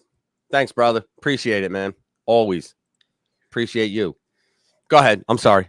Yeah. No, that's worth interrupting me for. Other things are not worth interrupting me for, but that was worth interrupting me for. Yeah. What was I saying? Yeah, that's their only thought is whatever Trump does is bad. It's like, how are they going to survive when Trump leaves office? Right. Right. And hold on. I got to dispel something. Yeah, Jimmy, it's true. But everybody attributes it to him. It came from a woman named Rita Mae Brown, and she wrote a novel in 1983 called Sudden Death. So that's where it came from. Yeah. But okay, what came from? Well, everybody attributes to Einstein that he said if you do the same thing over and over again. Yeah, it was actually from a novel in 1983. But go ahead. I'm sorry. Go ahead. You got the floor. Yeah, dude. I think I said what I needed to say. Okay. I think he's doing it as a troll, and I think I think that he's trying to just keep them as much as possible off balance, and I think it's working. Yeah, absolutely. So back to it. Let me increase it. Self-entrapped Democrats. Democratic nominees for governor in New Jersey and Virginia are going the extra mile to portray their Republican rivals as an extension of Trump while attacking him. In many cases, that's going to help the Republican. One New Jersey advertisement accuses Republican Jack Ciattarelli of aiming to be the Trump of Trenton. Okay. Abigail Spanberger, the Democratic nominee in Virginia, has reportedly spent millions painting her Republican opponent, Lieutenant Governor Winsome Earl Sears, who's a great candidate, by the way, as a mouthpiece for the president. Sears speaks for Trump, says the narrator in one of the advertisements. In California, as part of Governor Gavin Newsom's campaign to win over voters in a redistricting effort, a flurry of ads urges the electorate to push back against the president. We can stop Trump cold. Trump has nothing to do with it. Trump doesn't. For goodness sake, this is a state thing. Article 1, Section 4 gives the states the authority on election laws, and that includes redistricting. November is right around the corner, too, so we'll soon have an idea of how effective the strategy was in these races. Liberty Nation News Public Square polling aggregator shows Spanberger ahead 7.6, Sherrill by 5.4. But when you narrow the field, remove polls older than 30 days, and exclude surveys with fewer than 1,000 people, that's how they always get this. They throw in all this extra bullshit. Both leads shrink. Spanberger's by nearly half. If either nominee loses, though, it seems highly unlikely that the Democratic Party will reconsider its strategy. They won't and develop something more complex. If they win, perhaps future races will see even more anti-Trump ads, if that's possible. Quote, I worry that Donald Trump is like crack cocaine for our party, said Celinda Lake, a seasoned Democratic pollster, speaking to the New York Times. Trump is very seductive because when you put up an ad that's anti-Trump, you get a lot of small dollar contributions. You get a lot of activists saying, great job. Elected Democrats are seemingly stuck in a feedback loop provoked by the left's loudest advocates. It feeds the delusion that their party must continue resisting Trump because it's what the American people want. Democrats then stand up to the president, encouraging their supporters and creating the idea that some form of progress has transpired. Around and around they go. Once in a while, Democrats will get a big theatrical show of support with events like the No Kings rallies, which I ask, what was the purpose? Like, they got nothing out of it, which may lead them to believe that their base represents a majority. But just because hordes of people walk through cities holding signs does not mean the party has fallen back into the public's good graces. 7 million protesters can fill a lot of narrow streets, but that number is nowhere near the 77 million who voted for Trump in 2024. A few crowds does not equal a majority. Career over country, that's the Democrats. And another excellent display of self-entrapment. Senate Democrats might have backed themselves into a corner amid negotiations with the GOP to reopen the government. If they capitulate to Republican lawmakers and jettison their demands for extending the tax credits that will soon expire under the Affordable Care Act, and you know what? They could have gotten all that shit negotiated if they just approved the clean CR that the House sent them. When you get a clean CR from the House, which is the origination of like all bills for spending, for taxes, they must originate in the House, unless it's Obamacare. For some reason, they got away with that shit, right? That started in the Senate. But you pass the clean CR because you're not asking for anything that is out of balance, right? It's a clean CR. That's what it is. And then you negotiate after that passes to keep the government running. You negotiate for other things, right? Well, they fucked up this time thinking, well, we're going to use leverage, right? So that's what they thought they were going to get, but it didn't work this time around. If they capitulate to Republican lawmakers and jettison their demands for extending the tax credits that will soon expire under the Affordable Care Act, the base will likely clobber them because they're all radical progressives now. That's what happens when you go radical fringe. One senator, speaking under anonymity, told The Hill that centrist Democratic colleagues would vote to open the government yesterday if left to their own devices, but don't want to risk the angry backlash from the base. Guys, swear to God, that's because their base are now all AOC enthusiasts. They're all radical fringe now because the people that have sanity are either too old to change their ways and they'll still vote Democrat, or they left the party already. They're leaving in droves. Others expressed concern that the potential fallout could end their political careers. It's not just the base they're terrified of, though. Quote, Democratic strategists say the main driver of the political fear within the Democratic caucus is online fundraising, explained The Hill.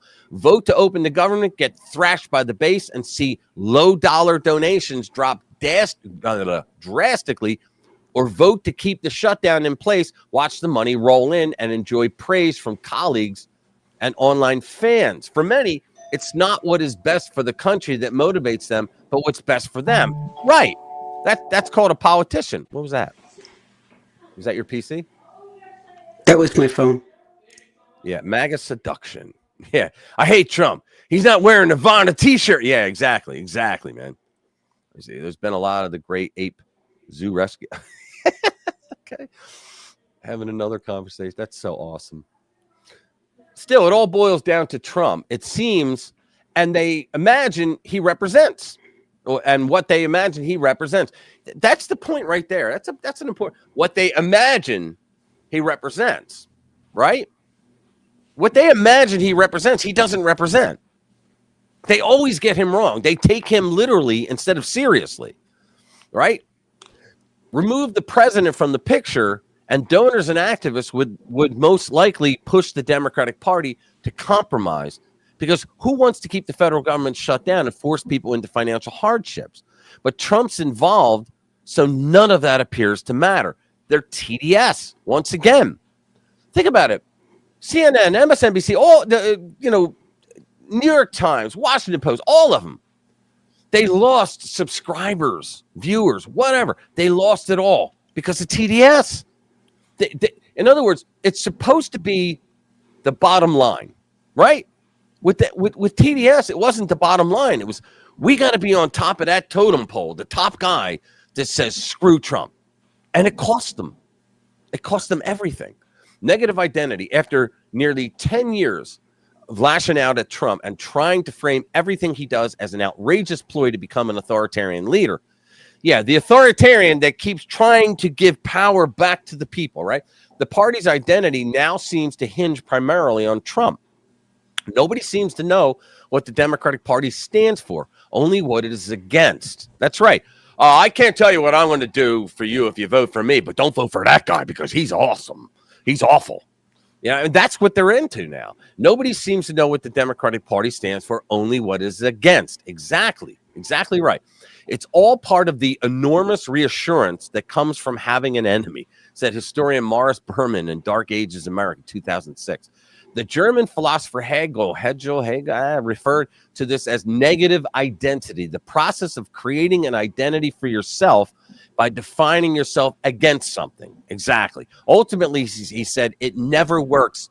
For to say, I am not that, is at root empty. It doesn't tell you what you actually are, and it in essence enables you to hide from that question. But the Democrats always used that with race. Think about it. They played the race card, the race game, right? I can't tell you what I'm going to do, but that guy's a racist. Don't vote for him. Oh, he's a racist. And that became the key word that you used to make either a Republican cringe, right, and fall on his knees, right? And that was how they got a lot of power for years. It doesn't work anymore because Trump came along and said, up yours. I'm not a racist, and anybody that knows me knows it. I don't care. Right? Maybe that's another reason so many Democrats can't seem to quit Trump. They don't want to face reality. The president is a convenient distraction that doubles as a surrogate cause, providing an opportunity for them to feign fighting for democracy while hiding from what they've become. Quitting the anti-Trump strategy might make their jobs more difficult and less stressful, but a fresh start with a chance to rebuild would likely be better than getting caught in the collapse. This guy, Corey Smith, I like him a lot. I've been reading him more often than not since I found Liberty Nation. You should check him out. Well, it's 9:07, folks. It's about that time. Yep. Donald Trump did not break the left. The mainstream media broke the left. You're right there. You're right. He broke the mainstream media. We can say that, right? He covered him while the candidate and not others. They are the ones that need to make the money. Yes, exactly. Spot on. Trump back mountain. I wish I could quit you, a liberal says while trying to hug him. A Trump mannequin. Yeah, exactly. They you know what? When Trump left in 2021, right? The media was like, they were beside themselves. They didn't know what to do. They didn't have Trump in power anymore. They were like, it was like they didn't know what to do at all. And they did it to themselves. And then eventually it harmed them. It completely destroyed. It destroyed like any prestige that they ever once had. What's this? All right, guys. Do me a favor. Again, if you haven't already, hit that like button, please. It helps us a lot. Thank you all for being here. We love you. You know that, right? Thank you, everybody, for being here tonight. We know you could have been everywhere else. Anywhere see else you next week. But you come here. We will see you next week. Please do me a favor and bring some friends. Bring a friend. We appreciate it if you do. And love you. Good night. Watch the videos during the week. Appreciate it. Bye-bye.